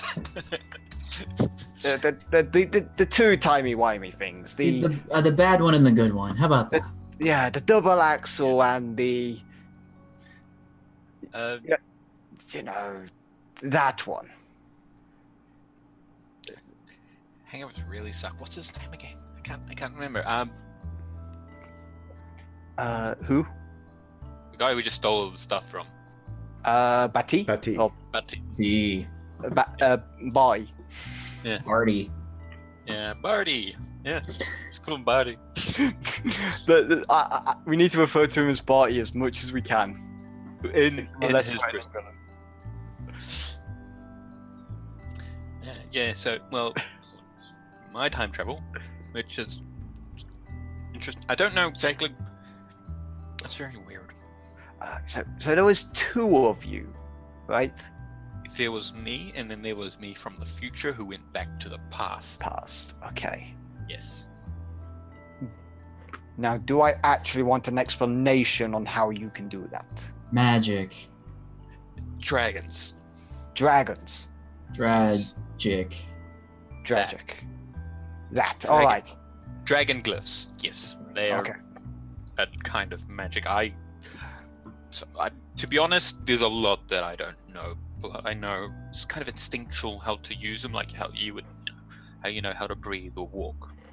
It's kind of instinct. You learn it and it happens, I So I couldn't actually tell you all that much if I wanted to. I forget. But you still just know him. And that's pretty damn cool. Okay, cool. They've saved us a lot of hassle. Yes, they have. Yeah, So- of course, a bit of hassle, but yeah. Axel, spotlight's on you right now.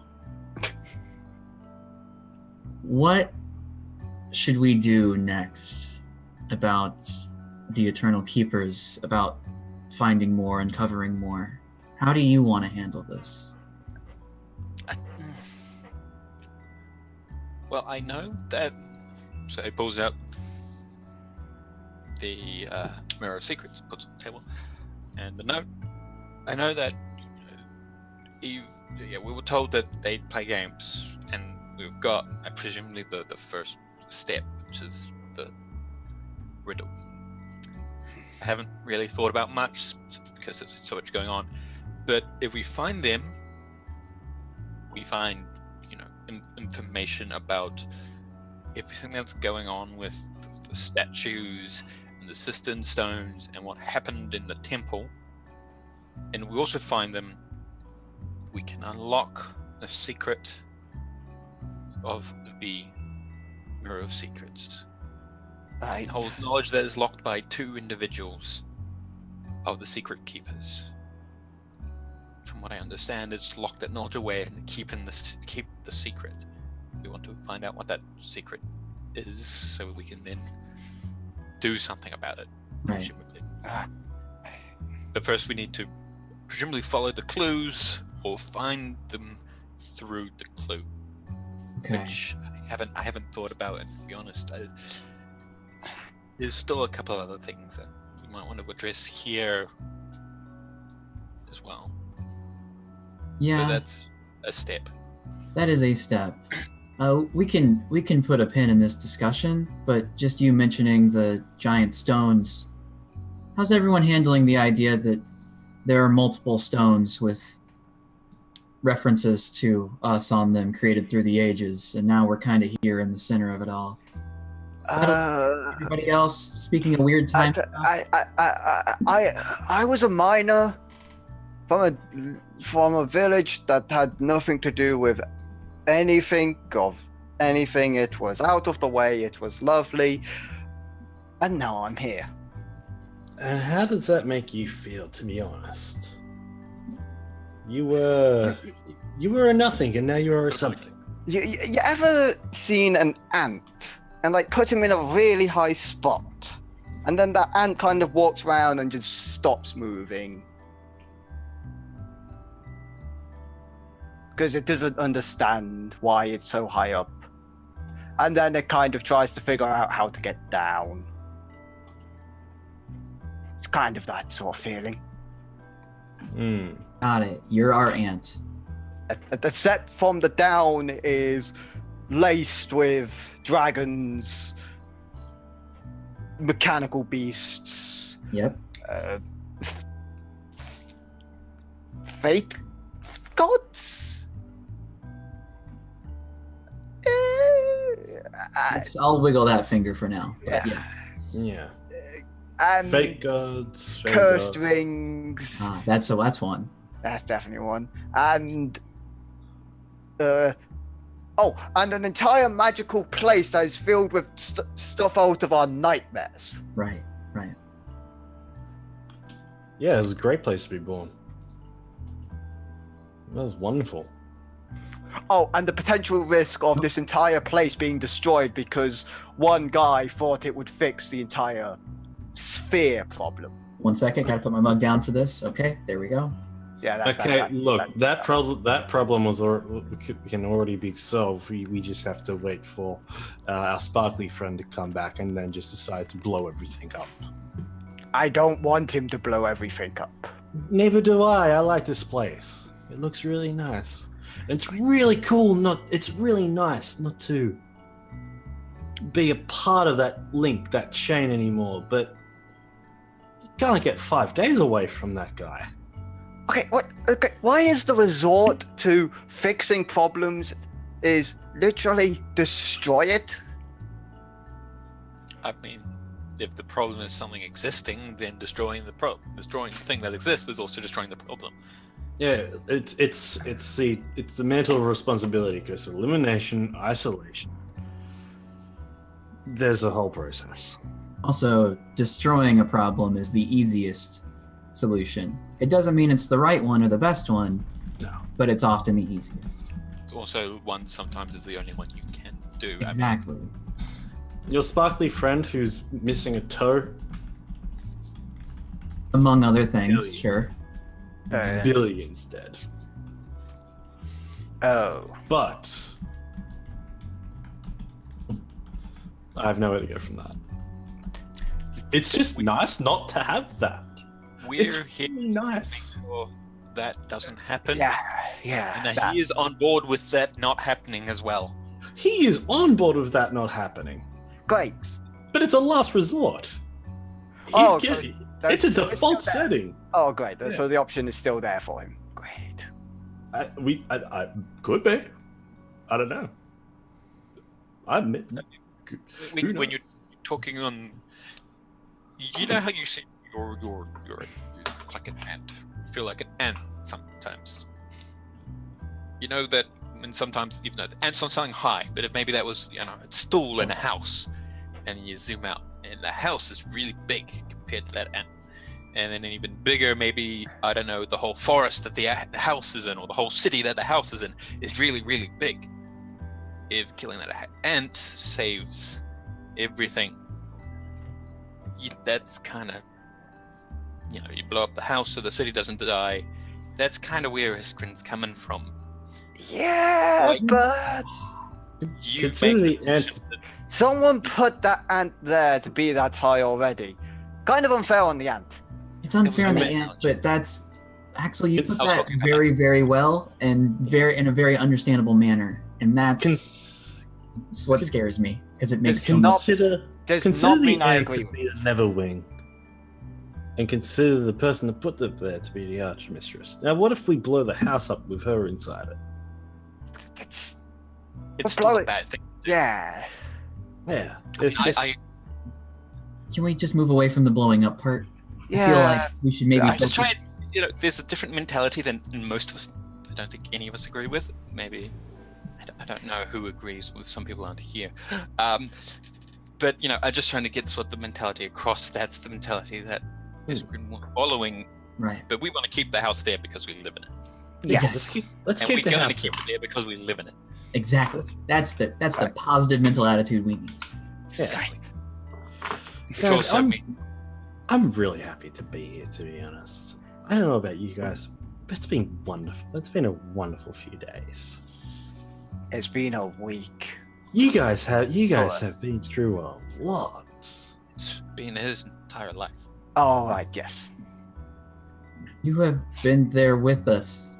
You don't have to keep saying you guys. You're kind of part of this now. You understand know. that? I'm happy to be so, which is a very weird concept considering I was born 5 days ago. That's I'm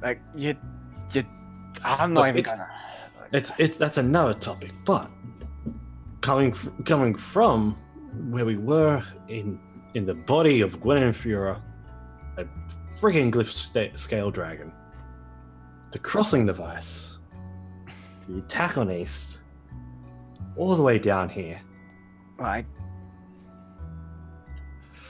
Dragonflight Syndicate. Okay. I mean, the Master Dragonflight, captured, Void, that whole raid. That is a lot to deal with. Yeah. How are we not insane? Goddamn cat, stop it. Never wings, man, never wings. Like attacking me. Giddy, I, giddy. to be honest, no, we kind of had each other helping out, but it's not like we didn't come away without any issues. Yeah. Yeah. We've a few problems seem to have stooped up, and we did lose someone. Yeah. How are you handling it? Your problem, luck with, you know, how's it going?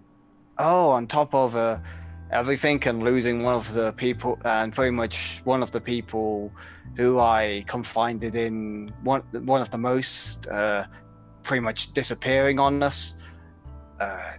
Not well. Well, better than usual, but still not well. I mean, it's good that it's better than usual. I mean, we're of course, you know, all here and everything like that. I You know. agree. Yeah, you know what? I could be doing without it in a lot of the cases. I can make that. I understand how useful it is at this point, but frankly, the shit's scary. It's so scary. We can all admit that and talk about that, right? Right, What we're right. doing is absolutely Oh. bonkers. It makes little to no sense to me that the few of us have gotten together and have this much responsibility.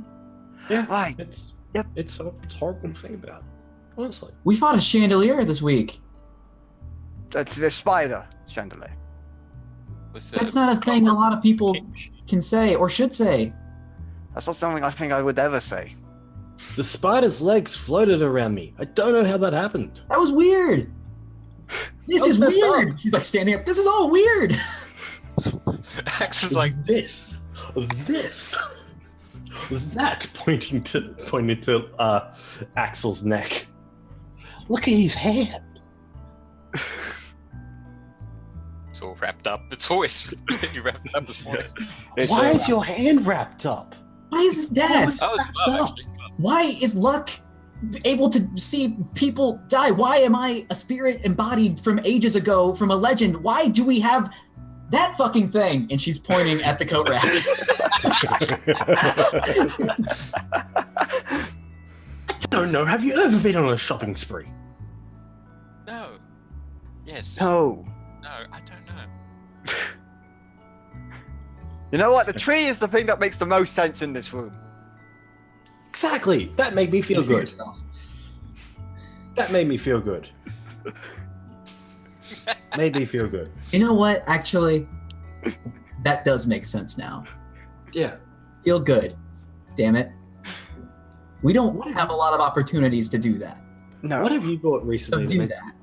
that has made you feel good? What What about do you- tea from the tea hive? That was When you say that, Iska, you remember tomorrow is when you have your tea tasting with Astra. That's tomorrow, all day. so just like wide-eyed for a second and just kind of loses her train of thought as she remembers and tries to plan ahead for that. So now she's just standing in the room just like,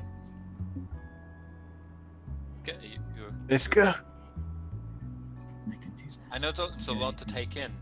Maybe you should sit down. Maybe. Yeah. What? You seem to be a bit overwhelmed. Maybe you should sit Yes, down. great. Yes, and she does sit down. Axel's like, "Well, Yeah, you see those tins are just sitting on the tray there in front of you from the tea hive. Two Oh, or and three- she's like just turning and looking at the tins with like a big grin on her face. Iska. Yeah, sorry. I just remembered. I have plans for tomorrow. Vidar Is that okay? and Luck as well. Yeah. You all signed up. Oh, right. I forgot you guys were coming. No, that's great. Say what? What? Oh, we're doing a tea tasting, Axel. If you Oh. want to join, you're more than welcome to. Oh, you're muted. You Oh, did. you're muted. Am I? Now you are. You're good now. I wasn't. I was just really quiet. Yeah. I get. If I can come along, oh, great. That'd be fun. Absolutely. Absolutely. Absolutely. Yeah. You know, maybe it's just me, but you're all sort of overwhelmed by what's happening, and I'm not really. For me, it's just, not doing that doesn't seems to be a weird thing. Going on a shopping spree, living in a city is just really weird. I need to be doing something. I've lived alone with Grom to be turned into a wizard and then sent out into the world, and that's all the life I really had, is this adventure with you. So I've come to accept that that's just gonna go happen. So, You know what I mean? that being said, your brain seems like it never stops. Can we It just does. take a minute to try to slow it down a bit now and figure out what the thing is that you want to do? What you want now? What's the Axel relax? What is that? Learn more about. Yeah, learn more. So keep the brain going. Got it. Let's keep the brain going about what we know in this table. Just let's It's a keep table. it- I mean, what? Yeah. Not It's got- the physical table, but just like with what we have here. Let's not bring in any new issues. We got a lot to What do. do we have here? We kind of went on tangents. Yeah. That's. There's a lot that that's all sort of tied together, so it's really difficult to split. Yeah, like. It's a labyrinth of a thing. You go down this tunnel, and next thing you know, you're on the other side of the mountain. That actually seems like a straight line, not labyrinth. I meant like, you go down the left tunnel expecting to And you end end up on up at, and you end up on the Sorry about that. I think too much now. I get. It's like that time when we went down into the maze and we didn't go follow the bridge, or we didn't go towards the fair as we were traveling down Smuggler's Gambit. That was a time.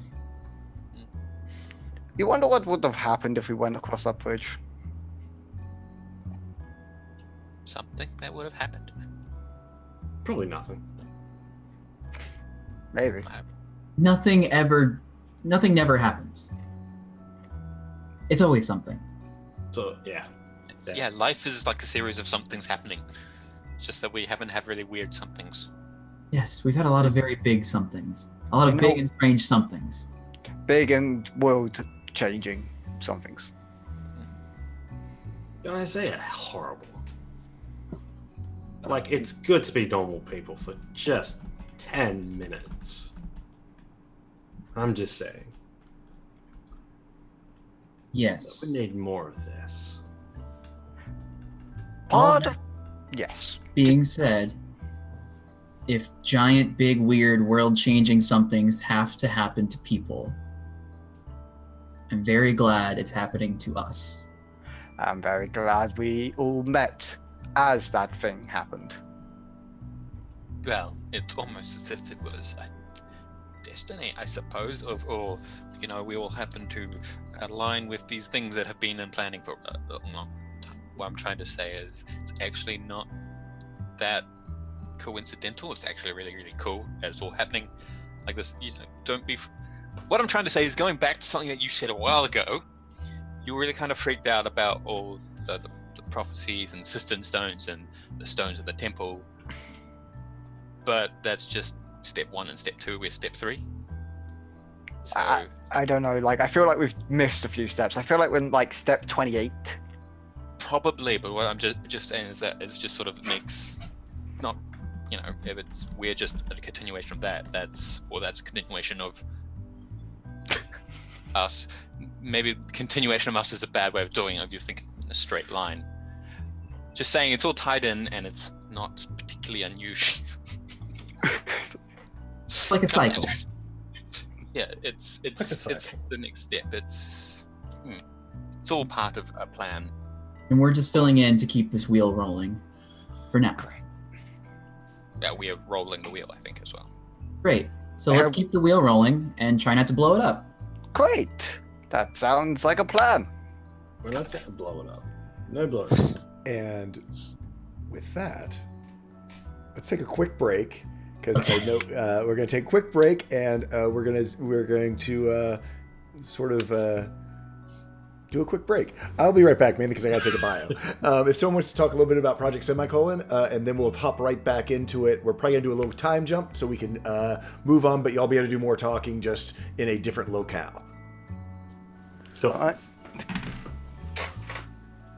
And now it's time for. It's not. No, it's time we for have, charity. we have to find a pun of the week. You find the I pun was of already doing that. So, Okay. yes, this month we are supporting Project Semicolon. Any donations to the channel, as well as subscriptions and bits, that money goes to Project Semicolon, which is suicide. Actually, somebody might want to. Suicidal prevention. Yeah, suicide. team. Suicide prevention team. They've got hotlines, text lines. I believe they have international lines. We have all the details down below. With the band to donate. We've got the numbers down there, and I believe we also probably have a link to the website. Yep. Yes. So any donations, anything goes to them for the remainder of this month, and then next month we'll be moving to another one. But yeah. Yep. Donation money goes to Semicolon. We've got the numbers there. As I said, also take a look at the benefits. We've got like the spell bank, D100, D100s. Yes, D100s. Yes, we get D100 healing. We get advantages, rerolls, all sorts of fun and great things. Does somebody have a pun yet? I do. Yay! Go. Don't trust atoms. They make everything up. Oh, like atoms, ATOMS. Yeah. Nice. Also, here's another. The first computer dates back to Adam and Eve. It was an apple with limited memory. Just one byte and everything crashed. That's just a dad joke. That's not a pun. That's just dad joke. That's dad jokes. But you know what? Dad jokes work though. I will allow dad jokes. That's good enough. Dad jokes are the worst, but they're also the best. Just like puns. Yep. So dad jokes don't send you to hell. Yeah, that's true. Yeah, that's true. Now I will grab a drink. Yep, go for it. Go grab a drink. I feel like I've done the punstress well. The magical punstress. Very happy. Yes, you did well, dude. Yeah, that's good. How's things down there, man? Are you y'all are getting summery now? We are at full sunlight right now, so the day is well and truly cracked. I don't even have to use artificial light anymore. Look at that. Look at that. Look at that. Yeah, I eventually am going to turn my desk around so I've got more That is a reflection over there. Oh, flip flops and socks. Hey, Scrat, how you doing? For everyone out there who I didn't get a chance to say hello to personally, thank you so much for tuning in. We always appreciate you being here. We having some fun, letting our players and their characters do some unpacking of all they've been through today. But we're off to a new locale as we come back. As we've got things and stuff to do. Those flip flops and socks. VK outed you there. No, we're not. I've never done. Okay, no. All right. So I was very drunk on the weekend, and instead of going up to get shoes, I just put my thongs on Over your socks. over my socks. I was quite a disaster drunk.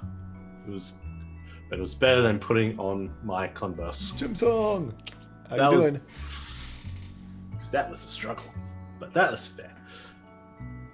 Actually, can I pull back Lyle and grab the ring? At this point, no, because Wonderful.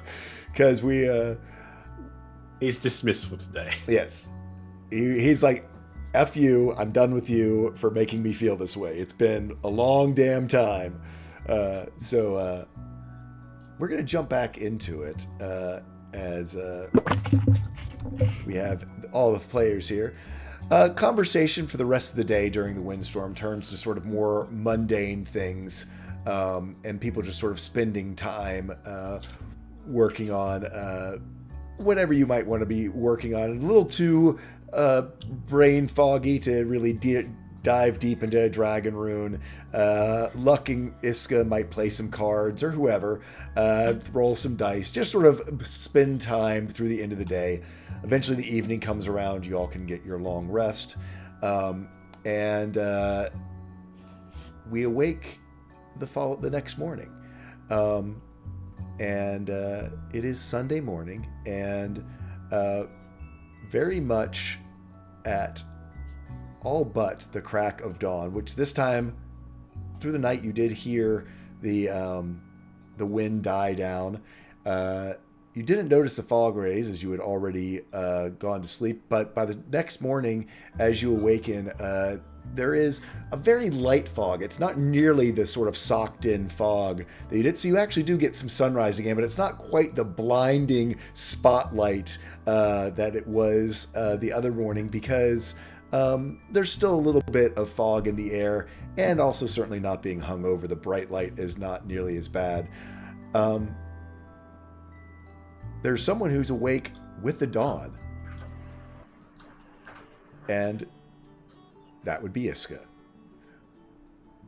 because today's the day.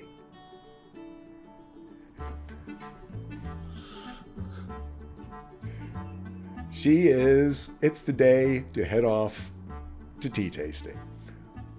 And she knows, it's basically an all-day event. Show up when you want, and it will last the day, and you can stay as long as you want to try all the different teas and things that you want to taste. And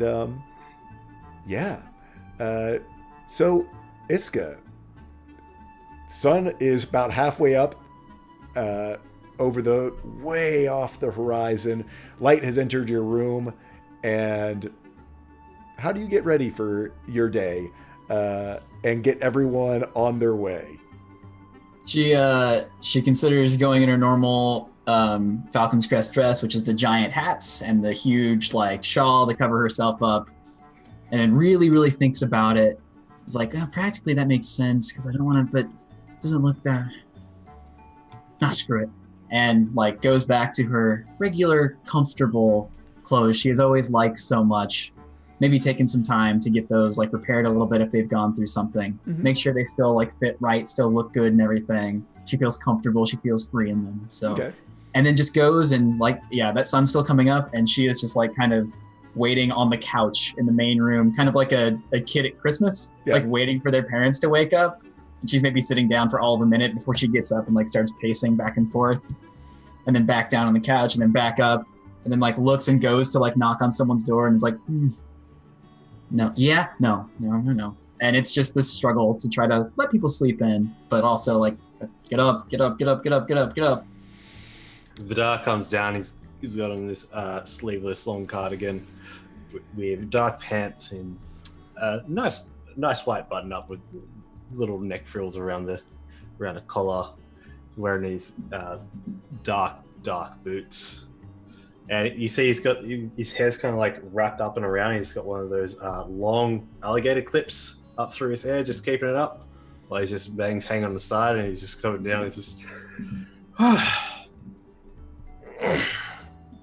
you're up early. Waked yet? How are you? I'm great. Wonderfully, I'm great. Excellent. Are you ready for tea? I'm ready for tea. Excellent. I know you're ready for tea. Huh? Yeah. Yeah. Are Are you blushing? No. And she, without a word, just turns and like goes back to her room to go look in the mirror. Doesn't say a thing, but just like very quick look. Do a charisma save. Oh jeez, are you serious with this? I'm gonna peek my head into the room if she's left the door open and just have a little, like, literally just at the door and just be like, Come on, girl. High charisma. Let's go. On a 12, you are having a hard time to keep it together. The dice are telling the story here. That means you rolled a 3 and a 4. Yeah. On brand. Yeah, on brand. It's not so much that you're blushing. There's a little bit of blush, but just like color to your cheeks. There's this one piece of hair that just will not do what you want it to do. Why today? It's fine. Why today? No, it's gonna be fine. I come over and as I'm casting prestidigitation in my finger, I'm just like, I try to curl it over and just like make it nice and get it out of the way. And it's like, it's okay. No, don't. It's better. Yeah, that's better. Okay. Yeah. Thanks. And she's doing a little bit better about this now, a little bit more confident. Okay. As you come out, I will say that Luck and Axel have awakened, the sun coming into your rooms as you're, so it's sort of gotten you up. You've been used to getting up with the light, and now the light's happening much earlier. So you're up early as well. And you see Iska's completely dressed and ready to go. You see Vidar is dressed and ready to go. How about you guys? Look really fancy. Should we be dressing fancy? Better, I'm wearing. You can just dress however you want. Astra seems very chill and down to earth, and like he's just kind of a breeze in the wind, and like he doesn't really have a care for anything that serious, and he's just kind of stoic and mysterious. And you are fine. You're fine. I've been wearing the same coat for 3 days now. I think it's time to switch it up. That's just me. I've been wearing the same cloak for... How many months has it been? 2 months. Luck, we're getting you some new clothes. No, cloak. Yeah, he got new Cloak. clothes at when the tailor yeah. came as well. Yeah. He's got some. They don't look too different from his old clothes though, because Because simple it's man. We're gonna get you a new cloak. It's gonna have pockets. Nope, not wearing any other cloak.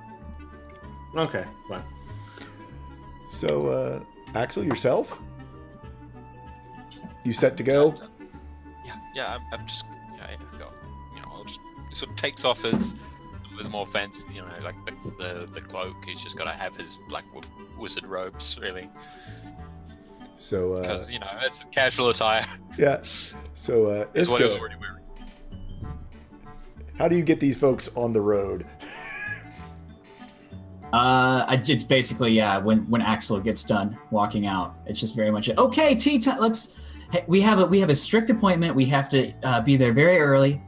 Just clearly like bullshitting, but just like we should be there very early to show that we are on time, as he said. I'm sure he's a very busy man, so let's hit the road. Yeah. I thought Elbow he was into Luck. I thought he was really chill. He is that.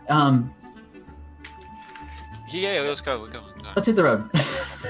Come on. So you guys make your way. I mean, it's not far from the overhang district. It's just up in the Windward Basin. You guys go walking up there. Iska is keeps sort of pulling ahead. Anyone who's been to a con with me understands this. What's going on here? Mission mode.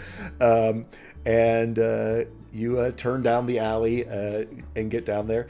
And you step into the tea hive. I love it. You step into the tea hive. It is much as you remembered. You have the one wall that has the sort of mosaics, beautifully done tile mosaics on it, depicting different flowers and stuff. There's the table that still has a little reserve sign on it that that Astra had put there for you guys. Is there in front of the mosaic with the bees and the blackberries. This beautiful piece of art that's up there. Over on the other side, you see the wall has been repainted. It is a whole different set of paintings on the other wall, as Astra was probably stuck inside all day yesterday as well.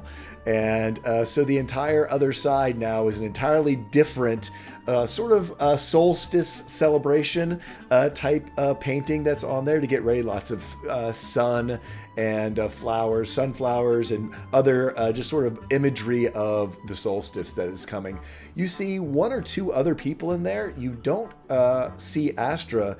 What you do see, though, is a sign just up there by the front register, sort of the front counter, not register, that just says, and you can almost hear it in Astra's voice, "Help yourself. Just you leave on your payment on the counter. It'll all work out in the end." And as you guys sort of see that there, you see across from that, behind the counter, in fact, a smaller sign that says, "Iska, Luck, Vidar, just come on out back," and with an arrow pointing towards a hallway, and sort of, you know, you would go back around behind the counter. Oh, nice. I'm going to pose myself in front of Iska as we go down the hallway, and like intentionally just go a little bit slower, just to slow her down. Oh, she's doing that thing where someone steps on your ankles from behind and tries to give you a flat tire. With boots, it's kind of tough, but Oh, I know, but she's still just like kicking him. Coof. He honestly looks back and just gives her a knowing grin, just like. Before we get all the way in, Iska will point out to Axel that we have that table reserved for us and our friends for like the entirety of our stay, right? Like, you know, just in case Axel wants like a quiet place to come stay and like study or chill and read about runes and that kind of thing outside of the room. Here's like a place to go. Cool.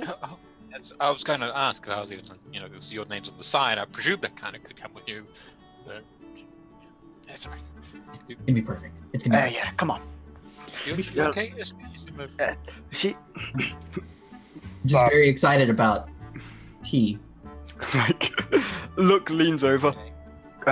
Woman things. Dal looks back, Oh, smitten. Oh. Okay. Well, tea. Deep red heat of flushing. All right, no, Yeah. we're going.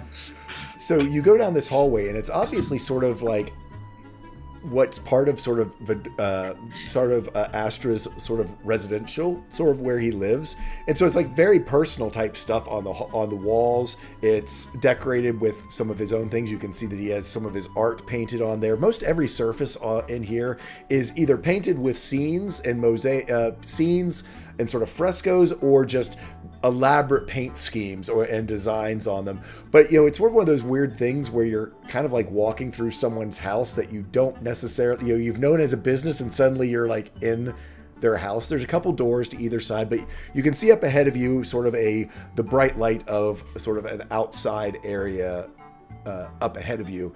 And as you step out into that, Vidar up front sort of blocking Iska, you come out into a stone courtyard that is open to the air above. And it is this crazy sort of backyard, everything you could imagine. Actually, I'm going to have all of you do a perception check.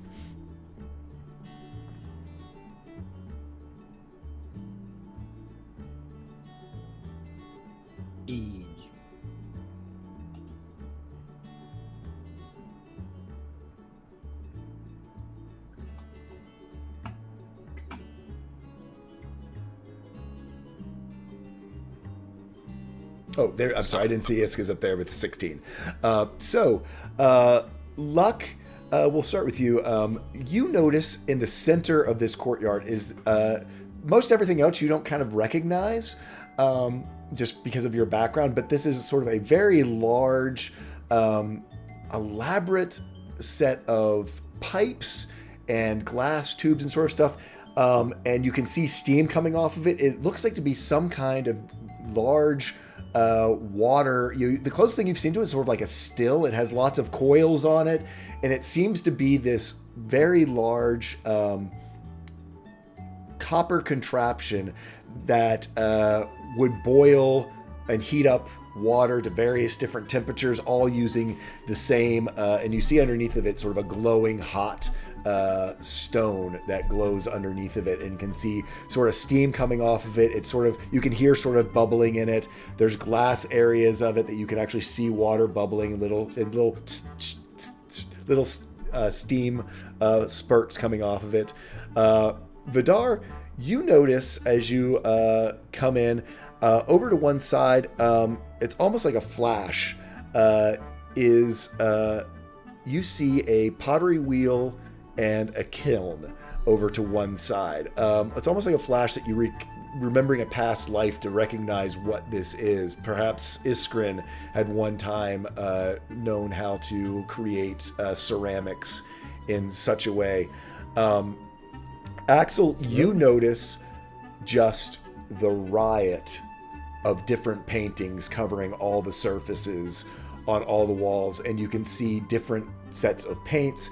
And one of the things that you notice is over to one side is this very elaborate drawing of intertwined dragons of all different colors and types. Very well, amateur, but still very well done to depict different dragons in flight, and probably a dozen dragons all sort of intertwined so that you can see each one in all the different sort of chromatic and metallic colors. Iska, you don't see any of this because you see Astra.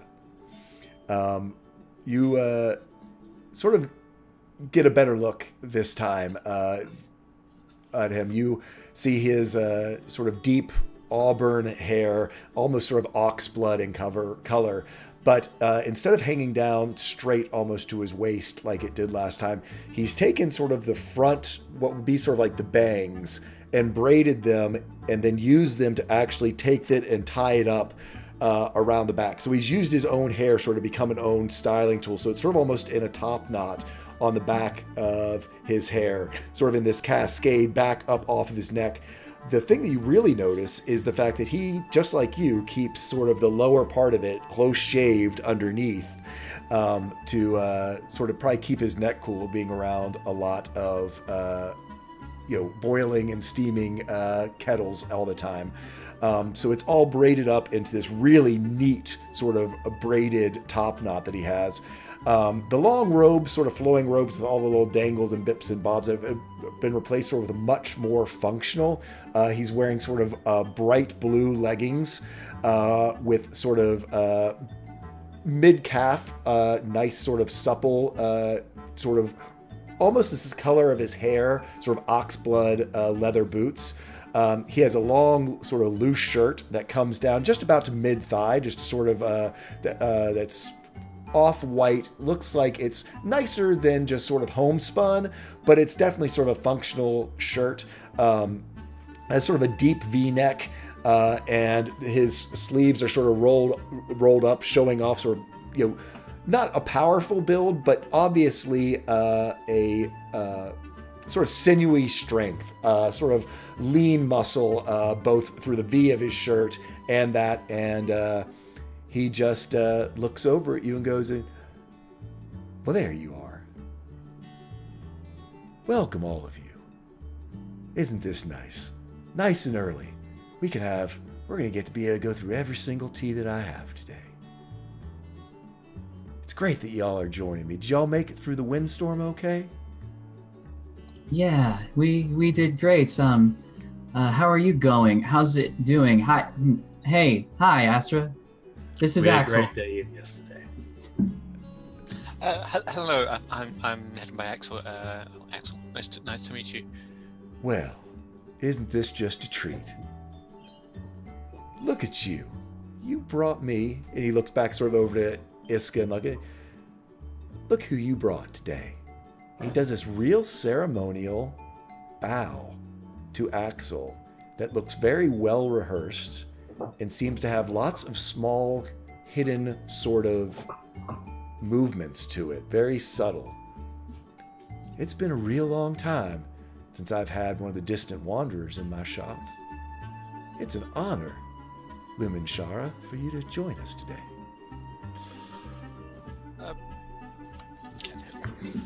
Go on. Pleasure to meet you as well. I'm sorry, I'm not really familiar with any of those things. Sort of gives this sort of a bow, but it's more of a dwarven stiff body bow sort of thing. And- I don't do a lot of it, so it's sort of like slight incline sort of thing. Yeah. And Bow from the waist. he looks at you and goes, Dwarven background, then, I see. Yes, I was raised by a dwarf, yes. Well, isn't that just amazing? Why? Sorry, I saw that you were Tabaxi and just was using some of the traditional greetings.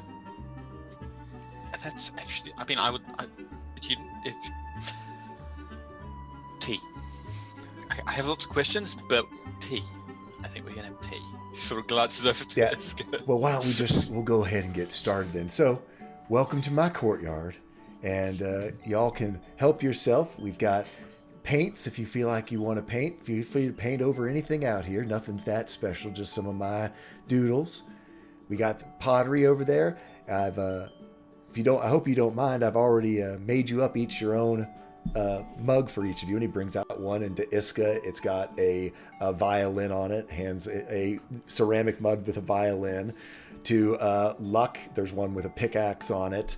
To Vidar, it has a moon. It's just a crescent moon. As you didn't show Lyle before, it's probably in reference to your eyes. And he goes, and we can just have one ready for you by the time you leave. Axel, it's a pleasure to meet you. It's good to meet you too. It's very colourful place. I like it, especially the dragons. The dragons are cool. Yeah, they're fascinating creatures, aren't they? Dragons. Yeah, absolutely, yes. And let's get you started. We'll start with one of our lighter teas. And he brings out a nice high mount chamomile. Iska's go-to tea is the first one on the list. And he sort of shows you how to use the different nozzles all over this centerpiece. He goes, the temperature of the water is just as important as the tea leaves that you put in, depending on how strong you want, how fast you want it to brew, whether you want to sip on it for a little bit or just take your time. I'm just so happy someone else understands the finer points of tea. That's just music to my ears. Well, everyone can do it however they want, right? But yeah, everyone can experience it just the way they want. So if you want to have it just boiling hot, you can take it here from the bottom, a little cooler up towards the top. If you like to steam it up a little bit, we got that too. Isn't that great? One of my good friends made this for me.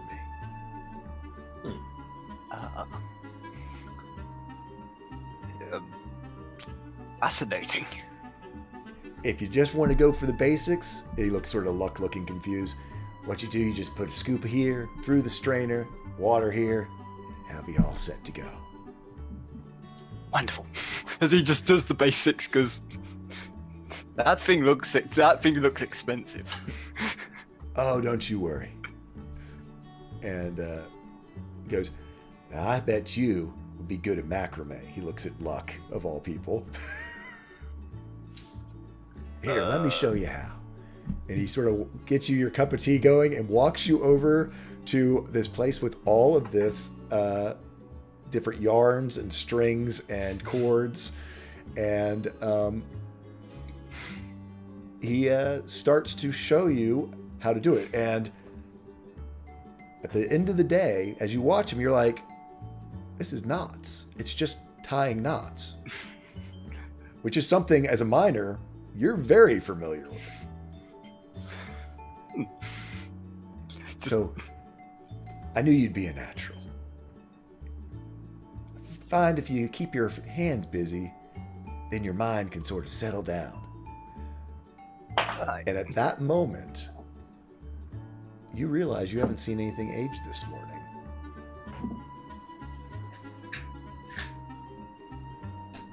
hangovers. Hangovers cure everything.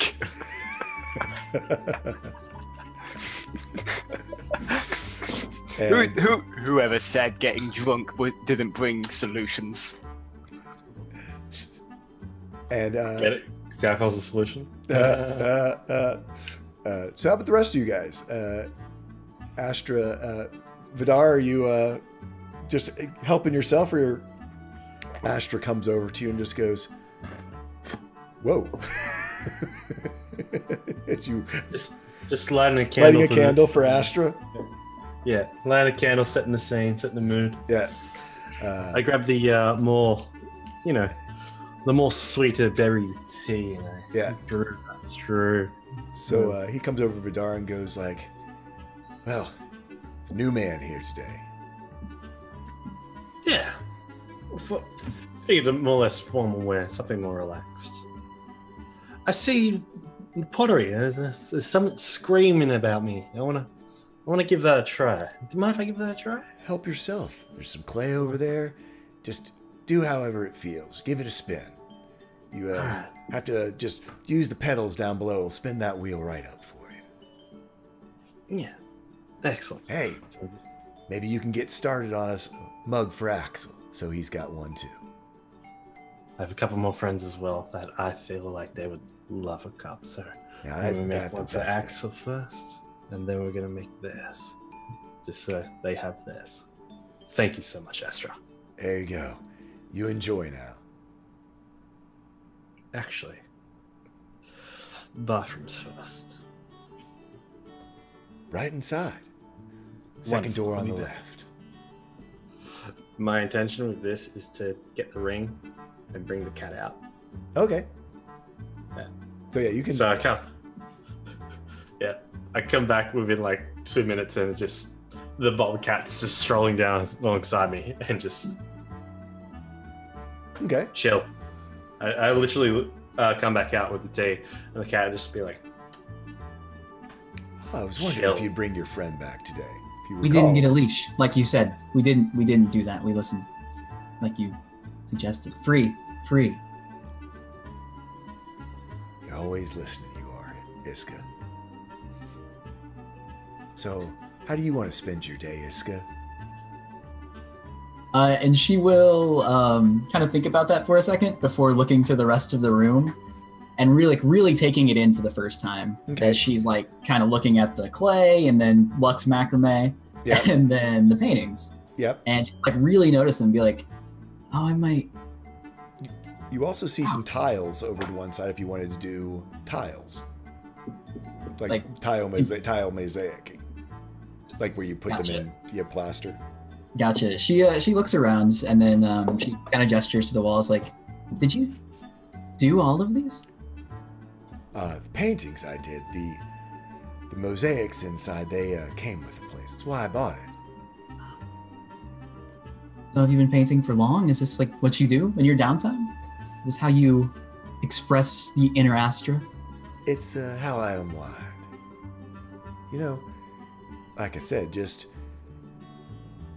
need something to keep the hands busy so the mind can fly free.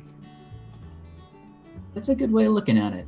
I tell you what, I don't know how I'd fare with some of these things, and as an artist, I'm an amateur at best. But would you mind if I just kind of played a little music, just get everyone in the mood? This tea is really kind of settling my soul, and for the first time, I just feel like playing something nice and easy. I would be honored. That would be a wonderful gift you could give to all of us, Iska told. She's gonna grab the violin, and she is going to play a very slow, nice, chill, but beautiful melody back from her homelands. Okay. And you do. It's, music begins to fill the... You don't have to roll for it. You're just giving it to me. I'll give you advantage. Okay, I was gonna burn at advantage if you didn't. Okay. Oh god, I want to see how the dice tells. Am I nervous? Am I confident?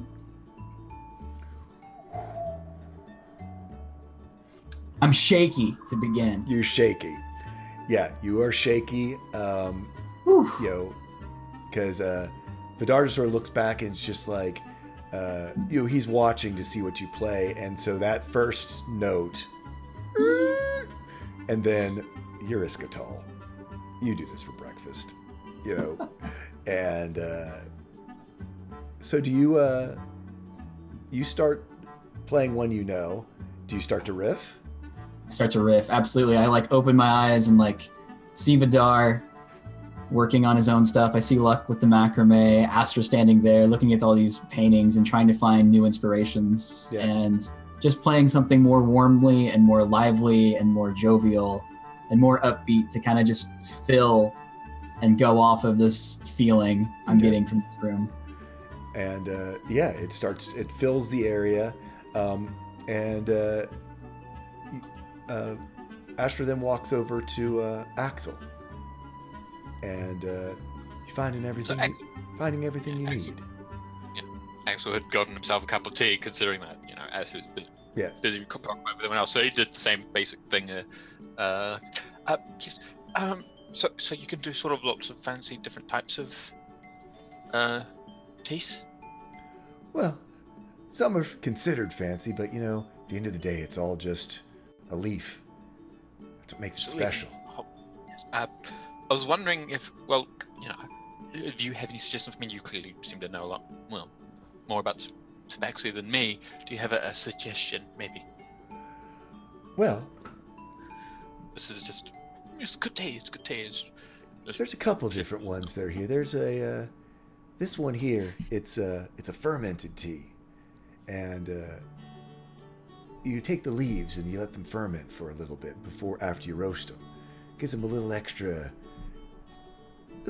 hint. It's from up on the Bronzefire Veldt, which is where most Tabaxis hail from, or traditionally, as I understand it, sort of the birthplace of your people. So maybe you'll find that interesting. I'll ferment it as well. Sounds interesting. But yeah, I'll certainly take that. Yes, I'll have some of that. And so he makes it because I prefer this with a little cooler water in it, so it doesn't get too bitey. But here, you try. Give it a try. Tell me what you think, and we can adjust from there. And takes a sip. If you've had oolong before, it's sort of like an oolong tea, which is it's a fermented leaf. So it's not like as strong as like a black tea. It's sort of it sort of has a nice sort of tang to it, and a sort of a different, or sort of an oriental flavor to it. So it's got sort of an earthy taste to it. So I mean, it kind of reminds you. It would be like, it's not quite the stout version of tea like you're used to, sort of Dwarven palate, but there's something almost homey about it. I can appreciate this. Certainly, it's a different taste. It's got the texture of Dwarven tea, but certainly a different sort of taste. Not as hitty. Well, I've got some Dwarven teas here if you'd like. I'll finish this verse and then no need to rush. We have all day. Yeah, that. Also, it feels awkward having like 3 tea cups in front of him and none of them are finished. You're going to end up with about 6 or 7 before the day's done. Now, one of the things we do here is, for every tea you try, you take a little extra of the leaf and you put it here into this center pot. And you can sort of see there's sort of like a receptacle with that's in this big bronze thing. And over the course of the day, it will be the tea that is our tea for today. All of our different experiences blended together in a whole new flavor for all of us. That sounds very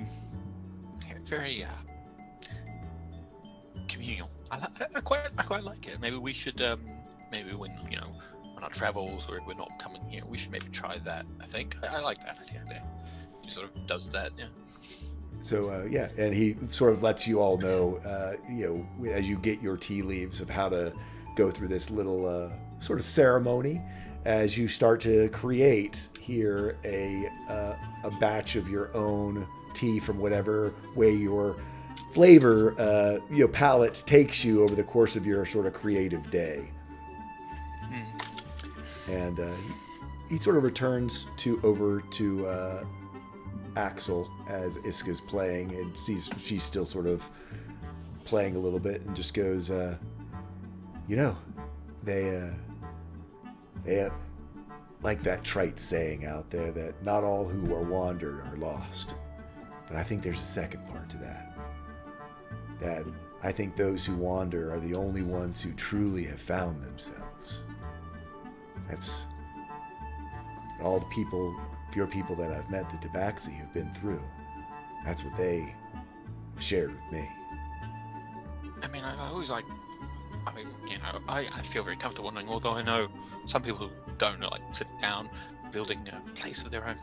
But you know more about, you've spoken to a lot of Tabaxi, you know the idea. I've met a couple, but I haven't really spoken to them. I didn't grow up with my family. I was raised by a dwarf. I told you that, so yeah.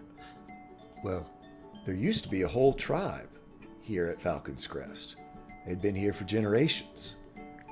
Really? They were a tribe of, they called themselves urban wanderers. They called Falcon's Crest their home. They had spent generations collecting the stories of the people of Falcon's Crest. My dad told me about how they would say that you could spend a lifetime wandering a single block, never discovering all the stories that there were in this city. That actually sounds really, really awesome. And so you're saying that they used to exist, but what happened to them then? Well, after 3 or 4 generations, they moved on, as most tribes do. But they were known as the Raptor's Eye, was the name of the tribe. Raptor's Eye. I believe there still might be one who calls Falcon's Crest home. I haven't seen them in months and months, though. Maybe over a year. Yes, a long time. Their name is Silent Prayer. Silent Prayer. That's a very nice name. Where could I find them? Not sure. Like I said, they Wonder. would stop in and then disappear for months at a time. You'll have a hard time finding them, though. They have taken an oath of silence. Interesting. Oh, Silent Prayer. It makes sense. I suppose they might be more religiously inclined. Paladin, yes. Paladin, indeed. Ah. There's not many of those around, from what I understand. Yeah, I'll certainly ask around maybe the churches, maybe. I mean, then again, if they're silent, they're not going to be really telling me any stories. Well, Maybe. they speak with their hands. Oh. They have a Okay, whole okay, language that uses their hands. That's actually really remarkable. Well, actually, that makes... What happens if you don't have hands?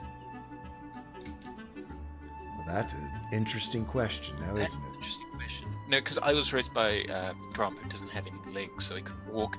And I'm just wondering, silent but no hands. That's actually a really small corner case, and so actually relevant. I'm going on a tangent. More tea. Yeah, the Dwarven sort of this time, yeah. Dwarven, he points you to where the Dwarven is, and he sort of pats you on the back and goes, you help yourself to whatever you'd like to keep your brain busy with, so your spirit can take a little rest, friend Axel. Yeah. Maybe the paintings. He goes, maybe you can draw a dragon of your own. No, my art is very bad. Okay. Do me a perception check. Uh,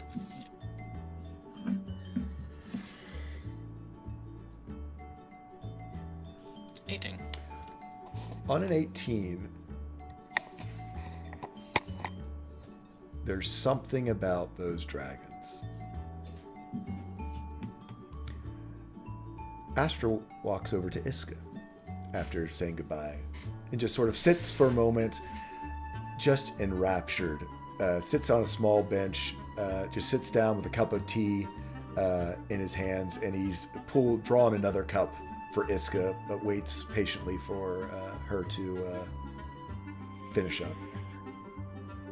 And she eventually will end her little jam session with a flourish and kind of look at him. And there's kind of a more sense of comfort now that she's was able to kind of find her rhythm, find her note, and just kind of feel a little bit more down to earth and chill in this environment. So she will look at him with a smile and not so shaky, not so nervous anymore. And he hands you over a cup of a tea from a little further north. It had been imported in some from up on the Dragon Gust Plains. Very similar to the tea that you had at Terrence's Tea Terrace. Nice. Sort of brings back, the smell brings back memories. And so, you were trained in Highmount. From the Bard schools there. All the way across the Vice. It's a long way from home. Well, it's been a heck of a journey. It's been a weird, wild, exciting one. So it's nice to have moments like this to kind of recenter. Thank you again for allowing us to stay here today. That's my pleasure. So, tell me a bit about this journey you've had. Okay. And she very theatrically looks left to right. For that, can you keep a few secrets? Well, secrets are a mighty interesting thing. Never quite know what good or harm a secret might bring. So,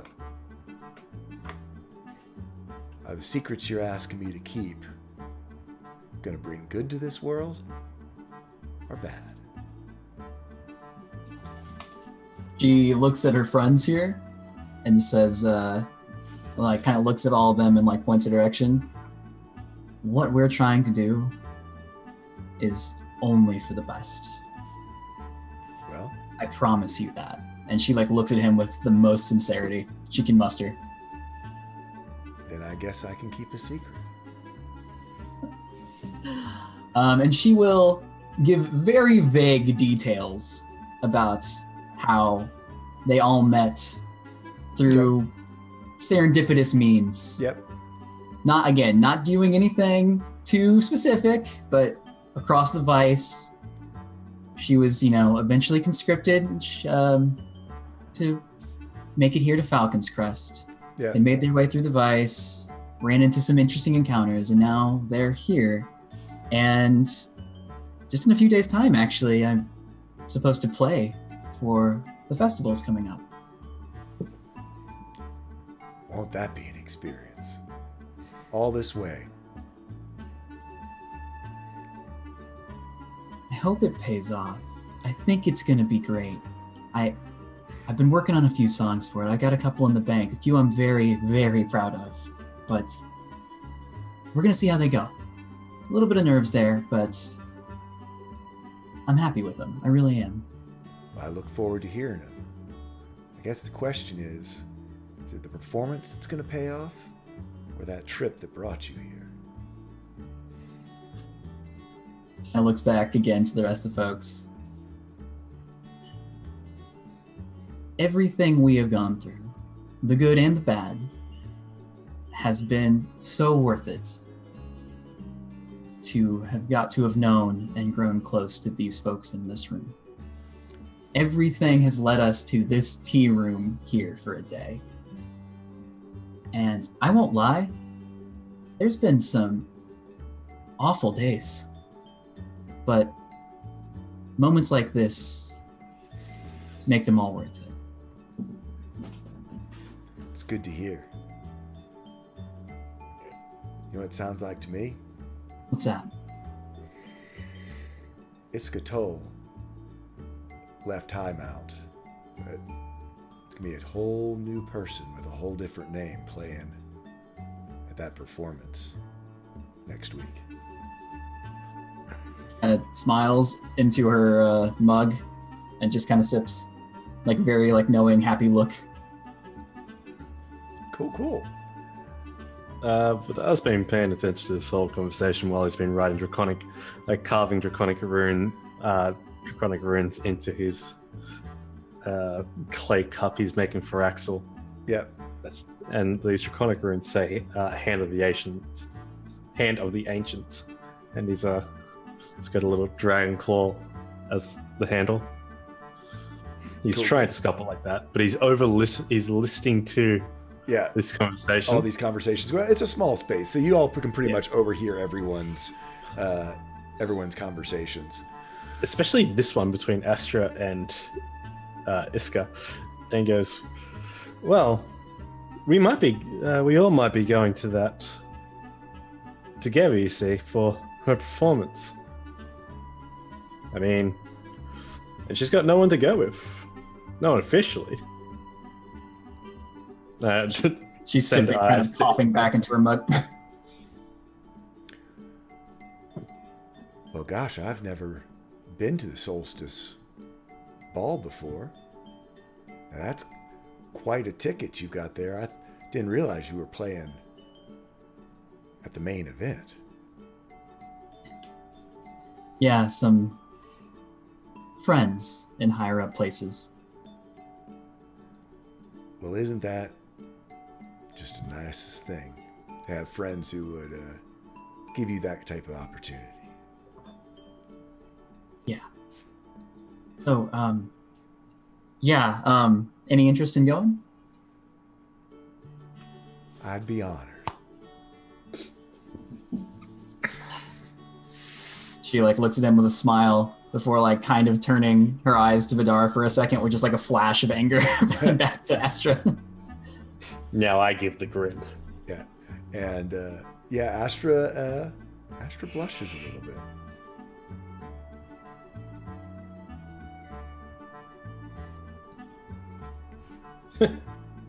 Or Kiska. Yeah. On your 19 investigation, you can't quite put your finger on it with those dragons of what it is that caught your eye as you get up and investigate them closer. They're great pictures of dragons, but it's that thing that almost you saw something out of the corner of your eye, but then when you went up to look at it close, you can't figure out what it is or why it drew any extra attention to you. I bring his cup over towards him. Yep. After I pick it up and just bring it over. Okay. So Astra shows you how to put in the kiln. It's a magical kiln, so instead of taking lots and lots of hours, basically magic, it does the kiln thing. And you guys spend a wonderful day with Astra. At the end of the day, he gives you the last cup of tea all of you have is the one that's been brewing with the leaves that you've done, and then also there's a liquid form that was actually brewed, but then he also has the dry extra leaves, so he gives each of you a tin with your mix of tea. And as the sun starts to set, the sky turning orange above. Again, much more of a sunset than you've seen before because of the fog not having to roll in. And you guys sort of finish your day. Astra and Iska having a future date to get together. How do you say goodbye, Iska? Everyone leaves before her. That's what Axel's gonna do. So Axel's gonna. All right, yeah. I'm gonna say So I was gonna say, you find yourself alone in the courtyard. I assume in the courtyard with Astra. Oh shit. I don't think she realizes she's alone with Astra until she actually realizes it, and she kind of looks around, and just so again, this was fantastic. I could not think of a more perfect day. I really, truly couldn't. This has been the greatest day I can remember since this little journey began. Thank you again so much for allowing this to happen, for making it happen, for making it better. Hey, we were all a part of that. How these things happen is when people just sort of open up their hearts and let other folks in and change the person they are. So let me thank you, Iska, for changing who I am over the course of these last couple days. Like your friend said, we're new people every day with new stories. And I can't wait to hear when you found your name and who you are. Because there's something about you, Iskatul. It's like the stars or something. It's funny you say that. It's really funny you say that. And she like kind of giggles to herself. Doesn't expand on that, but just finds that very, very funny. So, I'm sure I'll stop in again before the performance, but I'll let you know when we're heading that way, and I'll come say, hey, in the next couple days. Yeah. He sort of Yeah. says, be sure you do. And it's real great getting to know you, Iska. Yeah, you too. And there's, Okay. yeah, sort of there's a weird lean. Yeah, it shakes your hand, but ends up sort of giving you a hug. But Okay. yeah, And like kind of looks at him very confused for a second, and as he goes to pull away or whatever, she will kind of hold on so he Yeah. doesn't pull away, and just like then- going well, when very very quickly yeah. for a kiss on his cheek, and then just be like, okay, bye, I'll see you, bye. And he just reaches up and touches it and smiles, sort of blushes, and goes, see you real soon, Iska. Yeah, bye. And she walks in the hallway, and Yeah. then there's like a beat passes before she's like, you see her walk back in with like her head kind of down. Forgot my tin of tea. Yeah. We'll go get the tin He of tea. sort of laughs, and he hands it to you, and his hands linger a little too long on yours as you walk off for the second time. Okay. And So awkward. yeah, oh, as That's Iska. as it would be. So you guys are waiting outside for Iska, and she does come out eventually, and you guys start heading through the Windward Basin. I need all of you to make a perception check. Knowing grins. Iska's not here. 1, 2, 3, perception. 16. Nara's at the door waiting for her to come out. Just I was gonna say no. Iska walks out, and like as she makes her way through the door, just finger immediately at Vidar. Don't. It's got the What? You guys start walking down the alley and back out onto the main street and go down about 1 block. Axel and Luck, you see a large group of Talon Guard out down one of the alleys, and you quickly realize where it is.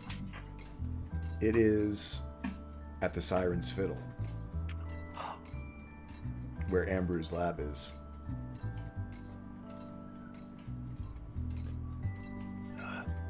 Oh no. What's going on? Over there. Don't Uh, stare, just look. Everyone do me an investigation check. Oh, just no. stop watch. If you're going to stop and watch, you can go ahead and go with advantage. Oh. Yeah, I'm going to do this. I'm going to just stop and watch. Yeah, That's intimidation. You know what? I'm going to use. Oh, that's intimidation. you can I'm going to use use a 13 important that, so that's a 19. a 19. Okay, so a 19, and then on the big difference on the multiplier there. So On the 19, Axel, and again, since it was and Vidar, as soon as everyone stops, or as soon as Axel stops, you sort of bump into and are able to see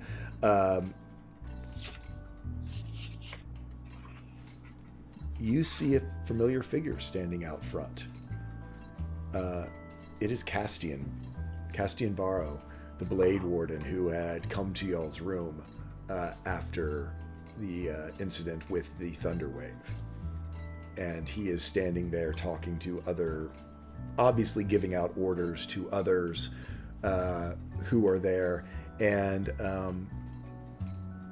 what was it, a 19? On a 19, you can see that there seems to be some rubble and some glass in the alleyway right in front of where the Siren's fiddle is. Well, there goes our day.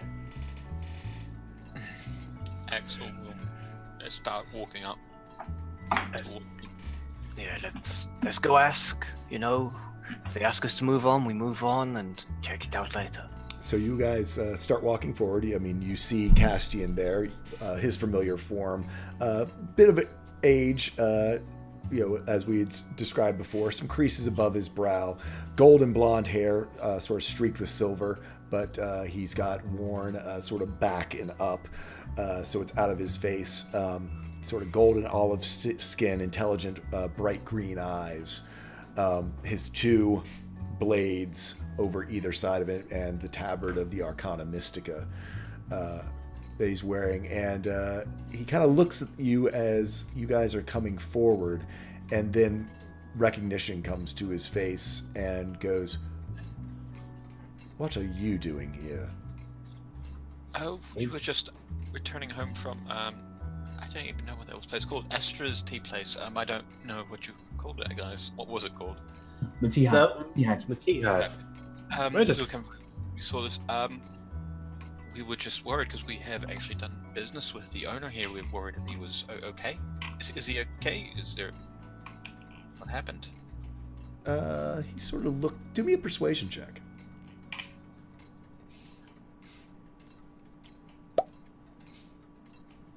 Nice. Rolled good. Yeah. Considering it was a 2. On an 18, sort of for whatever reason, possibly because you are friends with Eva, or he got a bit of a read of all of you as you came into town. Also, that you are friends of the Linforts. He does seem to open up a little bit, and he goes, "Is the owner a friend of yours? Have you seen Keeson at all today, or did you see him the day before?" We saw him. We bought a violin here. How long ago was that? It was. Yeah, that would have been like what, 3 days 3 ago? days ago. 2 days? Yeah, we were here just 3 days ago. I bought a violin off him. We spoke very cordially. He was very, very nice gentleman, very friendly with me, very, very open. Yeah. Well, Everything seemed fine. He seemed very happy and content. Served a mean cup of tea. well, I guess it's good you got your violin when you did. Well, take a look, and he motions you to come a little bit further forward. Not go inside, but you can see one of the windows broken out, and it is trashed inside, ripped apart.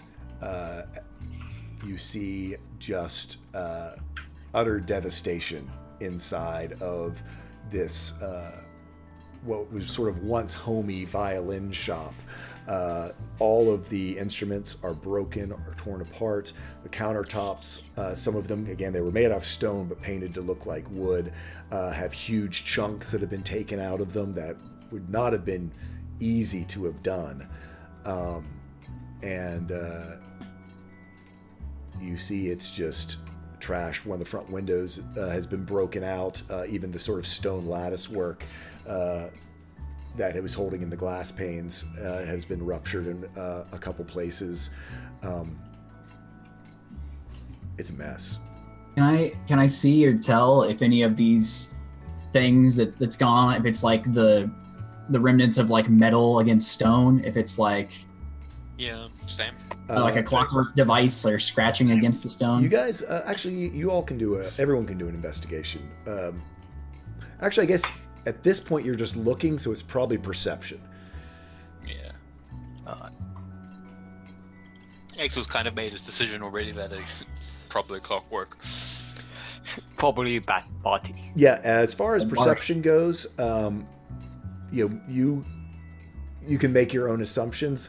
The only person who catches even something a bit odd is Luck, which is, again, being a miner, being familiar with stone, the fact that there are these solid stone counters and stuff, that type of damage that you would see there, it would take something like your pickaxe to be able to, knock off a 1 foot by 1 foot corner of one of these countertops. Even the chandelier, as strong as it was very much a bladed, for slicing. This would be something that would be like a pickaxe that would be both piercing and bludgeoning art type idea that it would take to do that. So, yeah. Yeah. Something quite substantial hit that. You need quite a amount of force for that. And Any idea what happened? Did someone see who did this or what did this? We've had no witnesses come forward. You say you were in the shop. Were you just buying violins, or did you go anywhere else? He sort of looks at you intently. Me? You were just the last one talking, so yes. We went in. I bought a violin. I had tea. We discussed some of the past artists who have come and played here. Yes. we talked to Ambrose. Ambrose came out and talked to us. Ambrose. Yeah, the assistant there. I believe he is the one who repairs the violins. Yes, that one. Do me a deception check. On a 10. A +6. Are you kidding me? Ah, that was nasty. Castian looks boringly into Iska.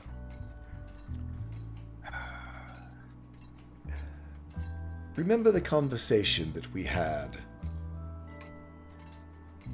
back at your room before the Arch Nullifier arrived? About some of the consequences of not being forthright when you're questioned by a Blade Warden of the Talon Guard. I remember that conversation. I've also remembered another that, what was it, the stones are listening? Indeed. Maybe you're smarter than I thought. And he puts his hand gently on her back. Shall we step inside? Kind of looks to the others. Like, looks sort of has that, like, we should do as he says sort of look. By all means. Castian escorts you inside and around the counter, down the back hallway. Alright. Go ahead. Axel's sort of really, once they're inside, he's looking around for any small bugs. Oh, they were invisible, Yeah, weren't do a perception check. they? Page not responding. Oop. That's a nat 20, I think. Yes, definitely a Reload nat 20. Page, which of course takes forever. That's failing forward. Yes, give me 1 second. And Yeah, you can hit the button, please. Yeah, I don't know how long this will take. Probably No a problem. while. Perception check. That's what I called for, I believe. So a 17. You look around and you know that you don't see anything active or inactive that would make you believe that. What you do see on a 17, there seems to be some like purple shards of glass, not from the windows, that seem to be around some areas here. Sort of a deep purple shards of glass. Just in one spot out here. Castian, Iska, Castian escorts you down the hallway to the very end of it, and you see the large metal door that you know leads into Ambrose's lab. It is shut, and Castian goes, do you know anything about this? What's behind this door? If I look to the rest of my party members, what kind of face do they give me? Like, It's like that.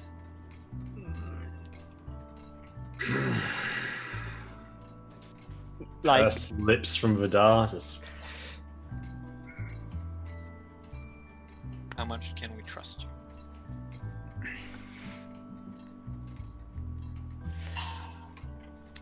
how much can we trust you? Castian looks to Vidar and goes, Yeah, I said that probably too quiet. yeah. Axel said that. wait, I'm sorry? Axel did say that. I think I was just too quiet. Oh, Yeah. okay. I'm sorry. I didn't realize. Okay. So looks back around just and, echoed. and sort of hesitation, and you almost both of you saying at the same time. And he looks from face to face to face, and he goes, "I might be the only one you can trust right now. I also happen to know that you're friends with the Arch Nullifier. I'd be a fool to cross friends of hers. Oh, If there's something behind this door or someone who might need help,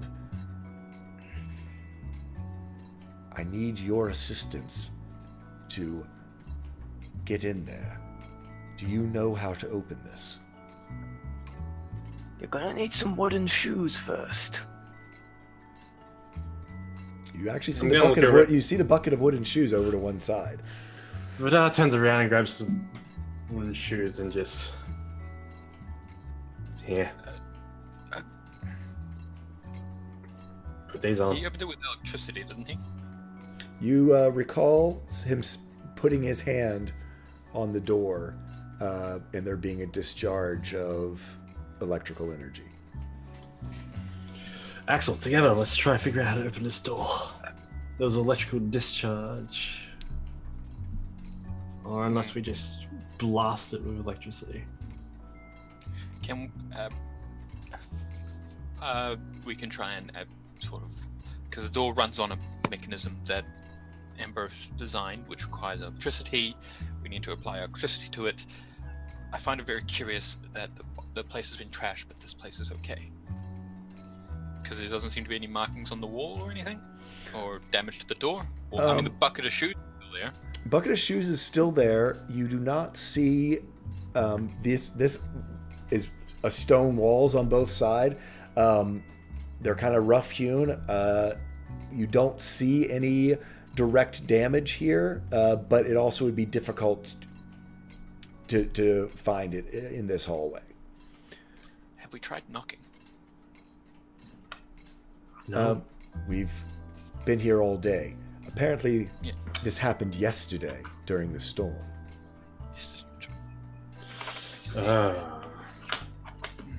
Okay. Well, let's try and knock.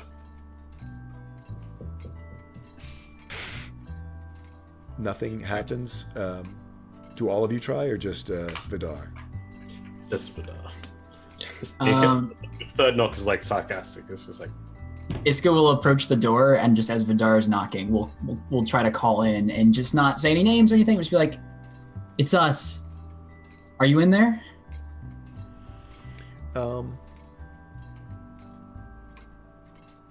You do me a perception check. Okay. meanwhile, I'm taking off my boots and putting on the wooden shoes. On a nat 20, You don't hear anything. But, God, I love the dice. You feel a tingling in Shrouded Maiden's gauntlet, the glove for your gun.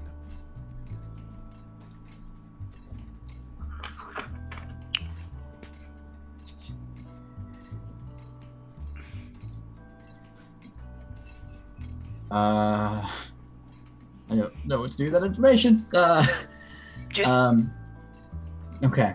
Then she will, She will look back to the others for a sec, kind of hold the gauntlet, like look down at the gauntlet really quickly, and like look back at them, and again, kind of like eyebrows up before. May buy them. Yeah. So yeah. I don't know what's gonna be in there. Everyone ready? Ready? Shoot. Actually, Luke grabs his pick, just in case. Castian, there could be something very nasty through this door. I'm gonna turn my head and look He at pulls Castian. out both of his swords. I'm gonna look at Castian and just look at him dead in the eye and say, from this point on, you see nothing. This didn't happen. And I shift Lyle in with the armor and the animated shield on the back. That hasn't been activated yet. Okay. It's more like a... He kind of looks at you questioningly and he goes, "So you're a warlock?" And then he just puts the ring on his finger and puts his hand in his pocket. And And then he's just like, he's subtle, he's sly. Okay, so you put the Shrouded Maiden's will up on the door. You'll go ahead and roll the damage for the as it comes to life. yeah, 1 sec. Oop. What is that? Maiden's Will. Wait, sorry. I don't have that in front of me right now. What's Here the... you go. I'm trying to find it real quick. I got it. Okay, thank you. It is a 1d12. I'm sorry, that's the damage. I'm sorry, it's not 1d12. That's the Yeah. damage. That's the damage that it does. So it is 3d6 minus your level in gunslinger. So roll up 3d6. 8 damage to Iska. Oh, -1, so 7 damage to Iska. Yep. So and as you feel it energize from the sort of electrical impulses in your body, it digs in. The gauntlet comes to life, and you see it, and you hear all of the gears and locks, and the door slides back. Oh, should I do this to you? Because I know you've got to leave, Iska. No, I won't do it. I was going to do, and that's where we're going to end our session. But no, you open it up, and it's trashed. The entire inside of the lab has been destroyed. Tables are overturned. All of that sort of copper gritting up on the ceiling has been torn down. It seems as though in some places over in the corner where the blueprints were, it seems as though some of them are charred, have been burned. Everyone do me a quick investigation check. Just as you look around and everyone warily enters. Hey, dice. They're on my side for once. Vidar, whether you know this or Iskrin knows this, Oh, good. a lot of this damage around the room was caused by electrical discharge, was caused by lightning bolts, by lightning damage. There are holes with sort of circular burn marks around them. And as you look around, you sort of follow almost like you can almost see like the bolt of how it grounded out to the floor. And you sort of follow your eyes, follow it down. And on a nat 20, there on the floor, you see lying dormant, no longer seeming to have any sort of sheen to it, the big chunk of argyrite. And with all sorts of electrical discharges on it, as though it is now inert. I'm just standing over him, just like, oh. On the nat 20, go ahead and give me an. Okay, go ahead and do your reaction. I'm just looking down, just kind of like, oh no. And I look back at everyone, give them the nod, and just like, I put my hand to the ground just in front of it and just stare at dead and just follow the trails of lightning, and then look around for a body. What did you find? I found it. It's still here, at least. Everyone do an investigation. It, much like the piece that you saw that had lost the ability to hold a charge, and from what Ambrose had told you guys, this giant chunk that you stole does not long seem that it is useful anymore. Axel, on your 23 and with the 26, as everyone's sort of helping each other out here, you see one small section of the Argyrite that was smoothly sliced, as though perhaps there is a piece somewhere that might have been removed before this happened to the main piece of ore.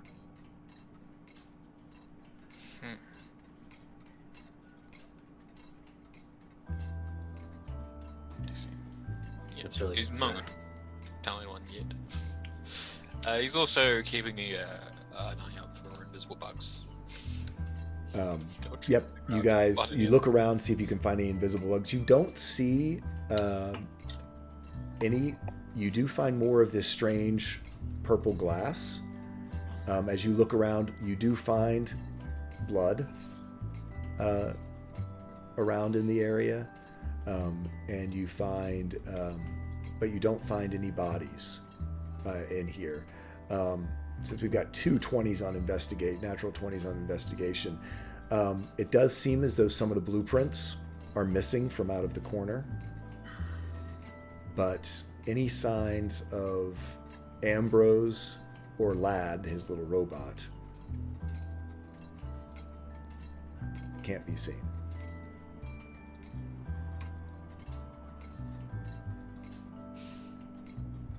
That's just a mess.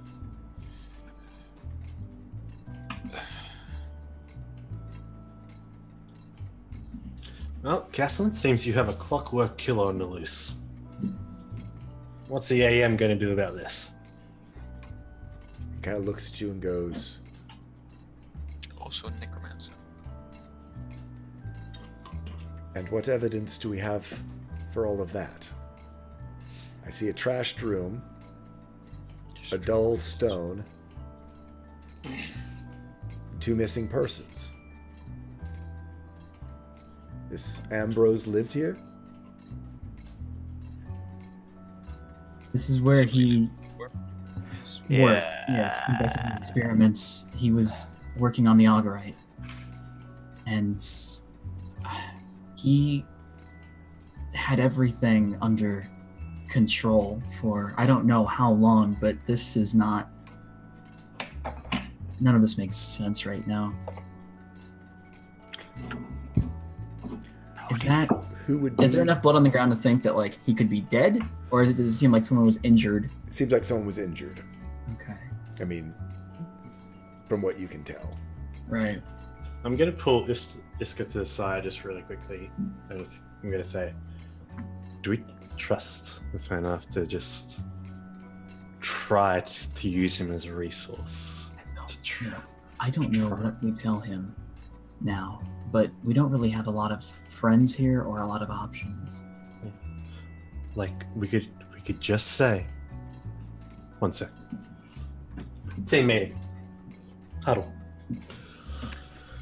He's right over there, you know. He probably can hear us. Yeah, Castian is just like, would you like some privacy? And don't think that if I have suspicion, I'm not going to take you in and put you under a zone of truth.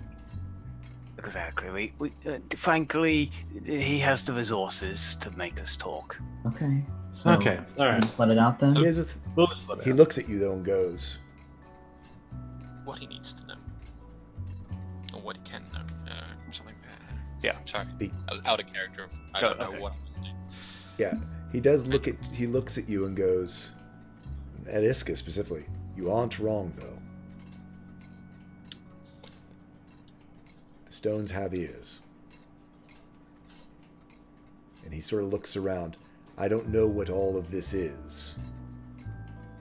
One thing I do know is things that aren't readily understood.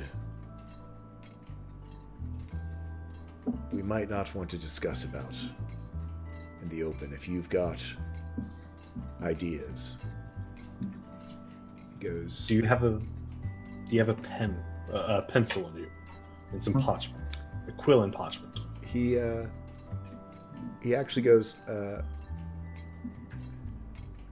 I'll do you one better, and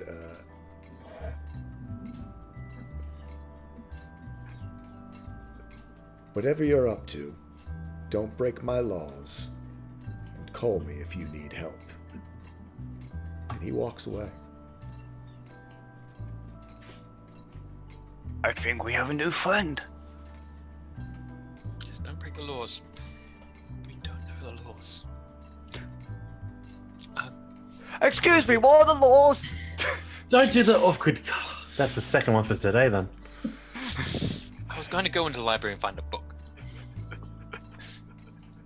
We have a nice comprehensive set of things. We don't want to. What I'm talking about, like, don't break the law. Like, I don't do drop litter. Let's look around. He's gone. Can't talk about this here. There's a piece missing from that. I don't know what's in here. If it was taken, if it was hidden. If it was hidden, we can try and find it. And maybe We do a looky round, got it. take a good looking around for any secrets, any bugs. Again, Yeah. Axel's kind of paranoid now. So you guys, Any confusions. you guys start looking around. It takes a little bit of time, about 15 minutes, looking for bugs, other stuff. Vidar, I would like to also just at one point grab Castellan by the arm and cast Prestidigitation and have a small little napkin just with Barty's name and a description of what he does. So he's just like the little clockwork showman. Barty, Okay. clockwork showman. yeah. So he takes This was he takes it before he steps away, but Vidar, as you're looking around, you get out to the towards the front of the shop, and all the Talon Guard have left at this point. Fog has started to roll in. Night has fallen over the course of this time. You see a small hooded figure looking in through the doorway. You recognize it without even a roll immediately. It's someone you would never forget. It's a kobold. It's that kobold. As soon as it sees you see it, it starts charging down the alleyway, deeper into So about the Windward Basin. the orcs. What do you do?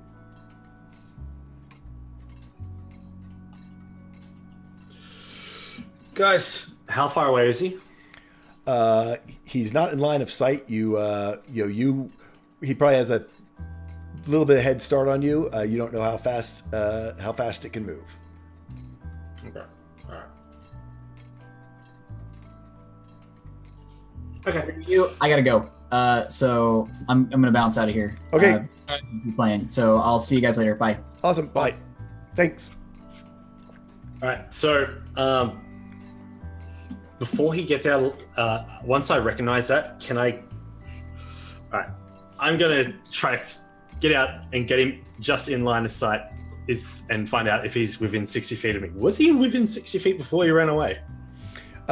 Probably not. I think you were so. I mean, it was sort of like one of those startling things that it was happening at the same time. As you run out into the alleyway, what's everyone else doing? Are you following, or is? Oh, I do say, damn kobolds! Luna, Axel, do you follow? I'm sorry, not Luna. I've got the. Wow, everyone's got the I wrong wish we had names. Luna here. Yeah, Oh, yeah. Step of the Wind would be nice, wouldn't it? yeah. You guys, I guess. Following See, Hawkasu. yeah, you see Iskrin go charging out. Not Iskrin, sorry, Vidar. We don't spot anything around here.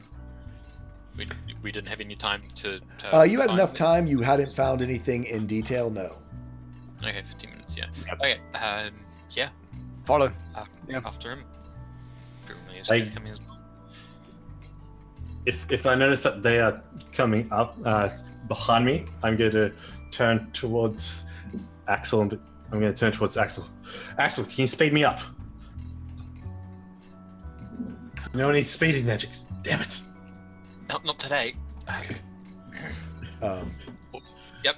What are we doing? What are we Axel, doing? take the roofs. You can climb. What are we Take the doing? roof. We're tracking down a It's so kobold. foggy. It's that Kobold. little shit of a kobold. Drop on all fours and run. yeah, Axel Doubles. starts does your Tabaxi dash up the wall Yep. to get it up to the ceiling, up the roofs, or down the I alley. mean, how foggy is it? It's fairly foggy. I mean, it's just coming in. It's not so foggy that it would impair you doing that, and it certainly would give you some cover. Yeah, if it's possible that he could see into the streets, he will, get up to the roof. Okay, if everyone would do me an initiative. Oh. Nah.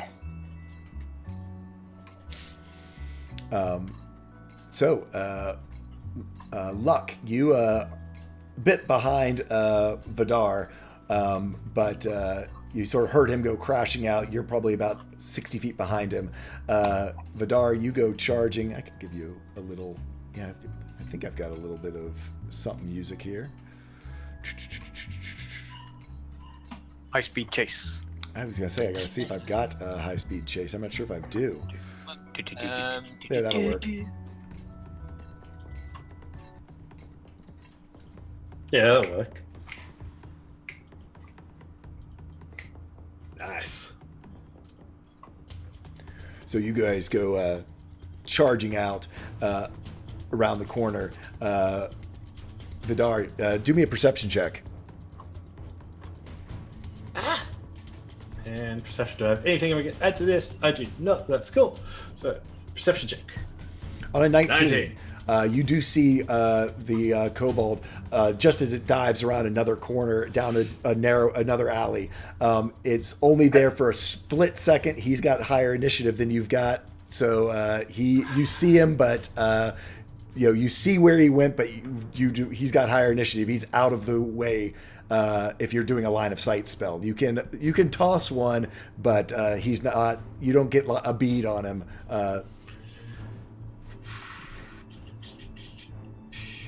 Well, that split second that he was there, You okay? that split second, can I cast a spell? Like, that I can see within the range. If it's in 60 feet. He's with his initiative ahead of you. No, okay. Yeah, you can That's certainly try. If you want to burn the slot on Do the it. try, Doing it. what are you Doing the casting? thing. I'm going to cast Mind Spike Okay. to incapacitate and not kill, to give him a bit of a headache, but Go ahead On it. and cast it. Rifle. Is it a what? Oh, that's unfortunate. Oh yeah. Yeah. Yep. All right, so he needs to make a Wisdom saving throw, which is all it is, and he is going to take some damage. Okay, on a Wisdom saving throw. Yeah. Give me 1 second. And it is a 4th level spell, so it's going to be 4d8.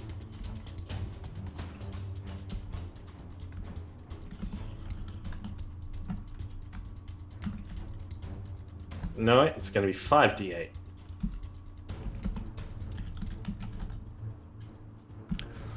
What?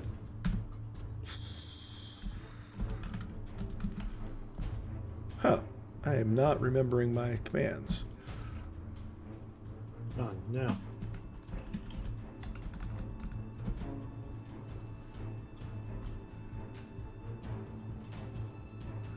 There we go. That's a lot of damage.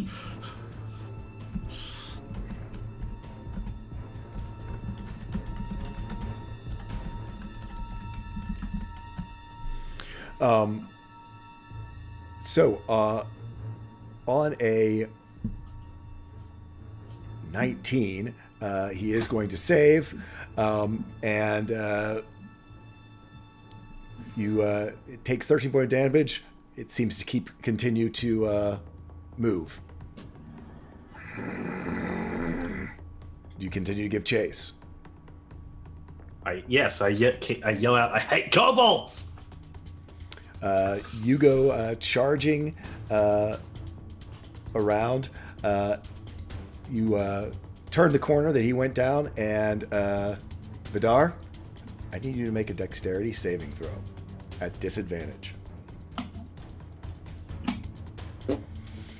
On an 18, you slam into what seems like a wall, other than the fact for the clang of metal. You bounce back and manage with an 18 to keep from falling on your ass.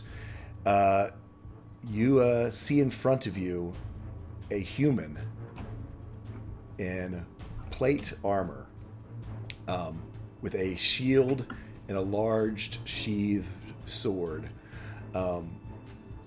They have tall human, probably 6'2" or so, dark brown hair, sort of back in a ponytail, really heavier, muscular build. A wicked scar sort of goes across their face, crisscrossing down them, and looks at Vidar and goes, well, that worked just like he said. Vidar Lycran.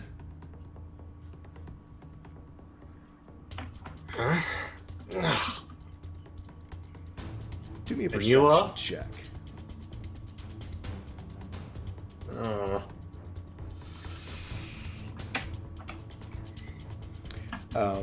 You see there are 3 other cloaked figures standing behind this figure. 2 of them you can have sort of weird forms underneath of their cloaks that you can't quite make out.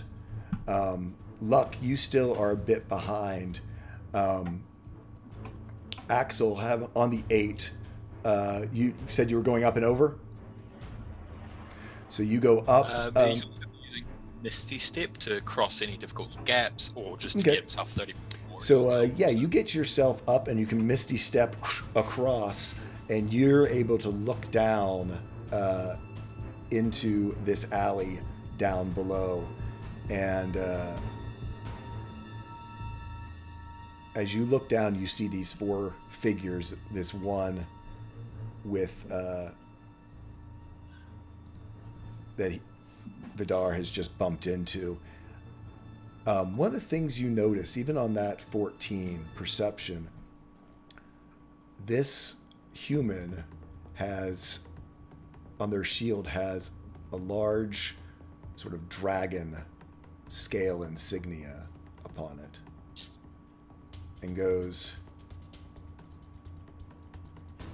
after saying your name, goes, "We need your help. We've been told you're the only one who can provide it."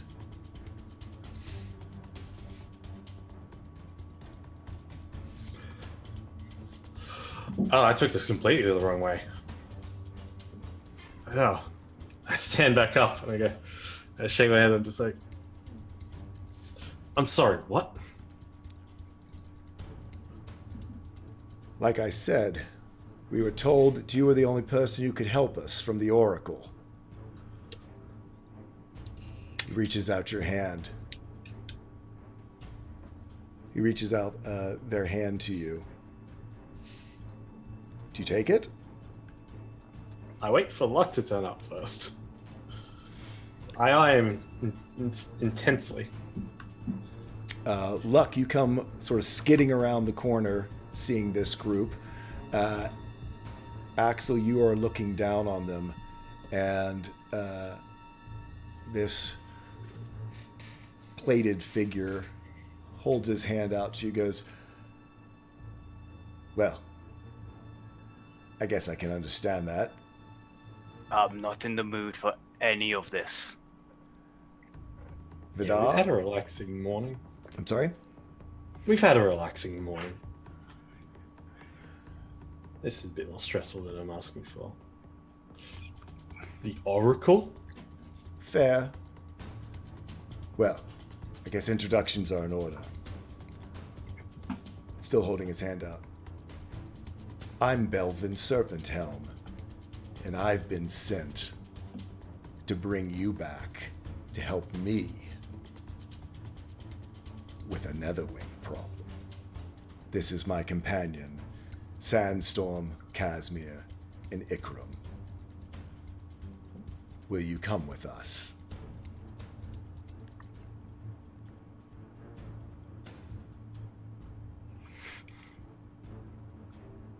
I'm gonna look at Luck. This is all kinds of shady. And not just like your usual shade where the sun's coming in at an awkward angle, like someone's holding a torch towards you at shady. No, but this is a Netherwing. How do you know they're telling the truth? I'm gonna do an insight check. Kyle said that. Yep. Do an insight check. I'm gonna look back. I'm gonna look back at Luck and say, because nobody jokes about Netherwings. They are deadly serious. And question, did you summon Lyle? Not yet. Okay. No, I had someone. I Lyle. had Lyle summoned. I have all my gear. Oh, that's right. Yeah, you did before Yeah, you went into summoned the him. thing. That So is he correct. summoned. Lyle, actually, as you do the insight, kicks in and you hear in all of your minds, well, isn't this interesting? These are old friends. Out of time and out of place. But they aided Iskrin several lifetimes ago. I'm not even gonna ask that one.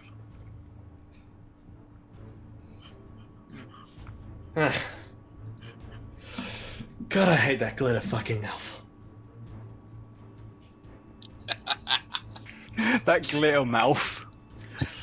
I like that. I'm gonna grab his hand and say, for past lives. Past lives. And, Also, you guys need to face another wing. and he looks to Luck and Axel as Iska is not caught up, and Spotted. goes, don't worry, we'll bring him back. Wait, what? What? And all we need for this mission is the Sword of the Spheres. Snaps his fingers, You and the son of five a- of them disappear. That's where we're going to end our Bitches. session. And Kyle, thanks to a generous donation from Viridian, you, me, and your four and the guys have a session to play as Dragon's Brew faces a Netherswing with Vidar in tow. we've been plotting behind your back. Wow, that is some deep plotting there. That's not your everyday kind of plotting. No, It's in that's line the long with- game. That's the long game. Yep. Wow. GG. I hate both of you. Happy birthday or whatever. Happy your friends love you day. Happy day. Oh, Happy day. bring your A game. Who's DMing that, me or you? I'm DMing it. No, that's Oh, the good. thing, Vidar. That's the thing. You get to play Vidar with your players with me throwing Netherwings at you. Oh, Oh, good. that's This, fun. this sounds great. Your own players plotted against you. Wow, now that's some twisty turny stuff. Oh, okay, cool.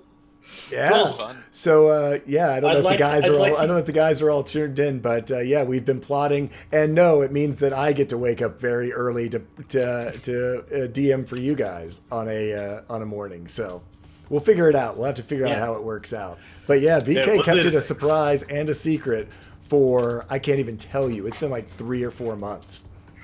Wow. Okay, well, I'll keep that a secret from my voice and I'll just make it happen. So yeah, we'll figure it out. And again, it doesn't have to be immediately, as this is also helps with the fact that you're going to be gone for the next couple of sessions. Ah, cool. Yeah, cool. that was the how we're dealing with the fact that you're going to be missing for the next 3 weeks. Laws of Vidar. And that's gonna be a problem. So Oh. Well, that was fun. No. Yes. yes, of course, poor Luck and Axel get left behind with the what the hell just happened. Consequent. Bye, guys. Looks in that stance of like was about to grab him, but he's not there. And I was just like, So anyway, that's our show for today, everybody. Hope you guys enjoyed it. We certainly had a fun time showing it to you. But yeah, no, we Viridian and I have been literally plotting this for 5 months of how to surprise our buddy Kyle and get him a chance to play with his friends in Australia against, as his whole thing is about dragons, against maybe, we'll see, against Nether Wings, quote unquote. potential. Yes. No. But Bang again. anyway, first up, let's say have people tell us where we can find them and who they are. We'll start off with Templar Warden. I am Templar Warden. I can be found pretty much anywhere on the net as Templar Warden. You may find me also on Twitter at Rainer Templar. I don't do much there except things. Yes, that was a interesting session. A lot of chill, a lot of not chill, a lot of Axel trying to be Axel, and not quite being held back from his usual "I must know everything." But it was good fun. Twist of course, everything screwed up and Ambrose is dead, taken, whatever, turned into a clockwork probably. So yeah, good fun. Yeah, looking forward to that. Also, Clip the Cat. Nice. And let's go to Good Guy Pie.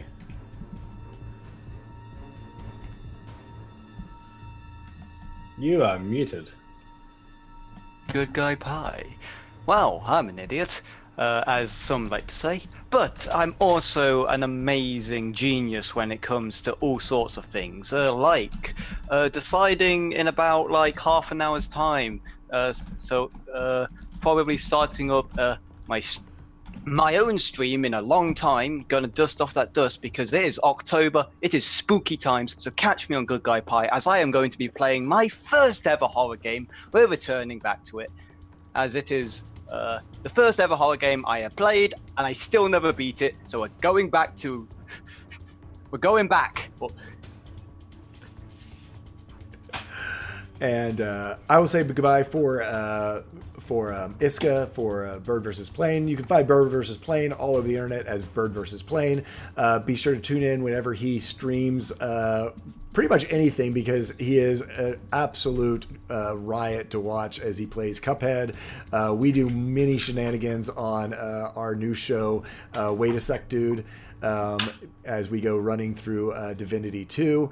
And so be sure to check out Bird vs. Plane all over the interwebs.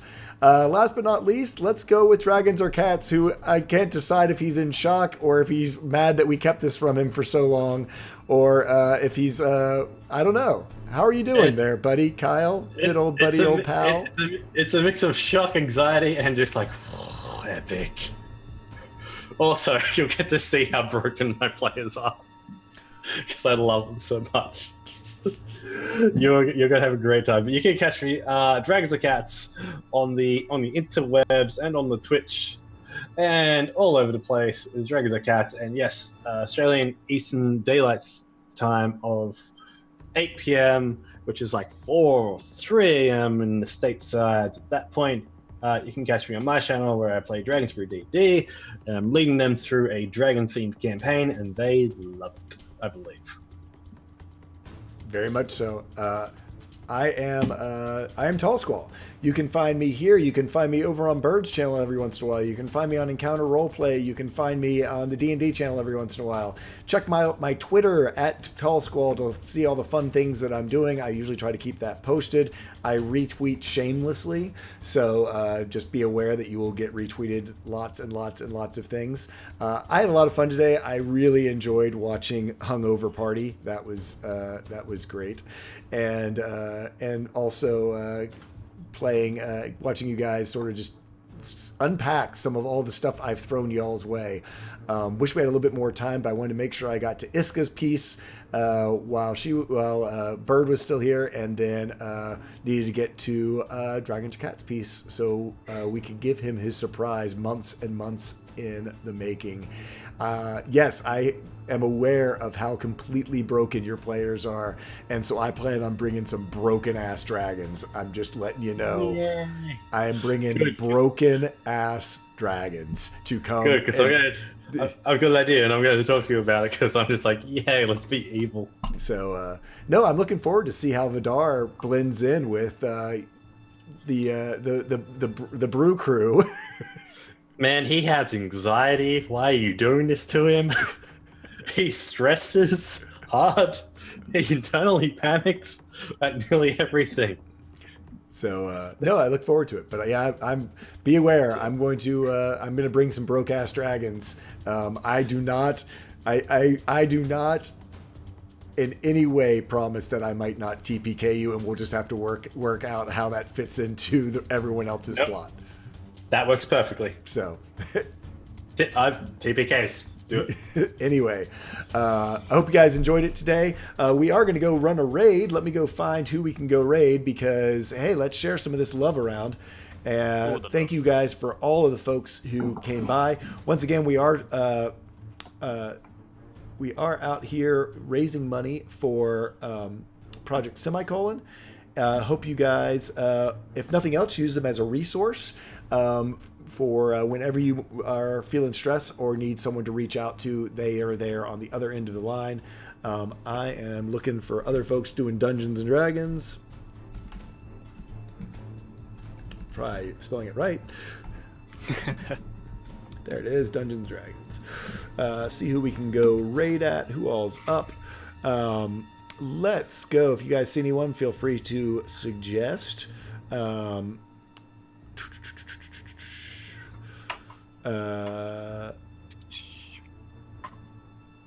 I just like the name of these folks. They're doing Lost Mine of Phandelver, and their name is Fumbles and Fame. Do it. So we are going to go raid Fumbles and Fame. Let's go send them some love. Feel free to throw some flexes in the chat, or you, if you are a member of anyone else's station that you enjoy and want to give some hype to, then throw some of those in their chat. Please be consider it as you go over there. But until next time, gather your friends together and tell a story, because that is what life is all about. Have a good one, everyone. Bye-bye.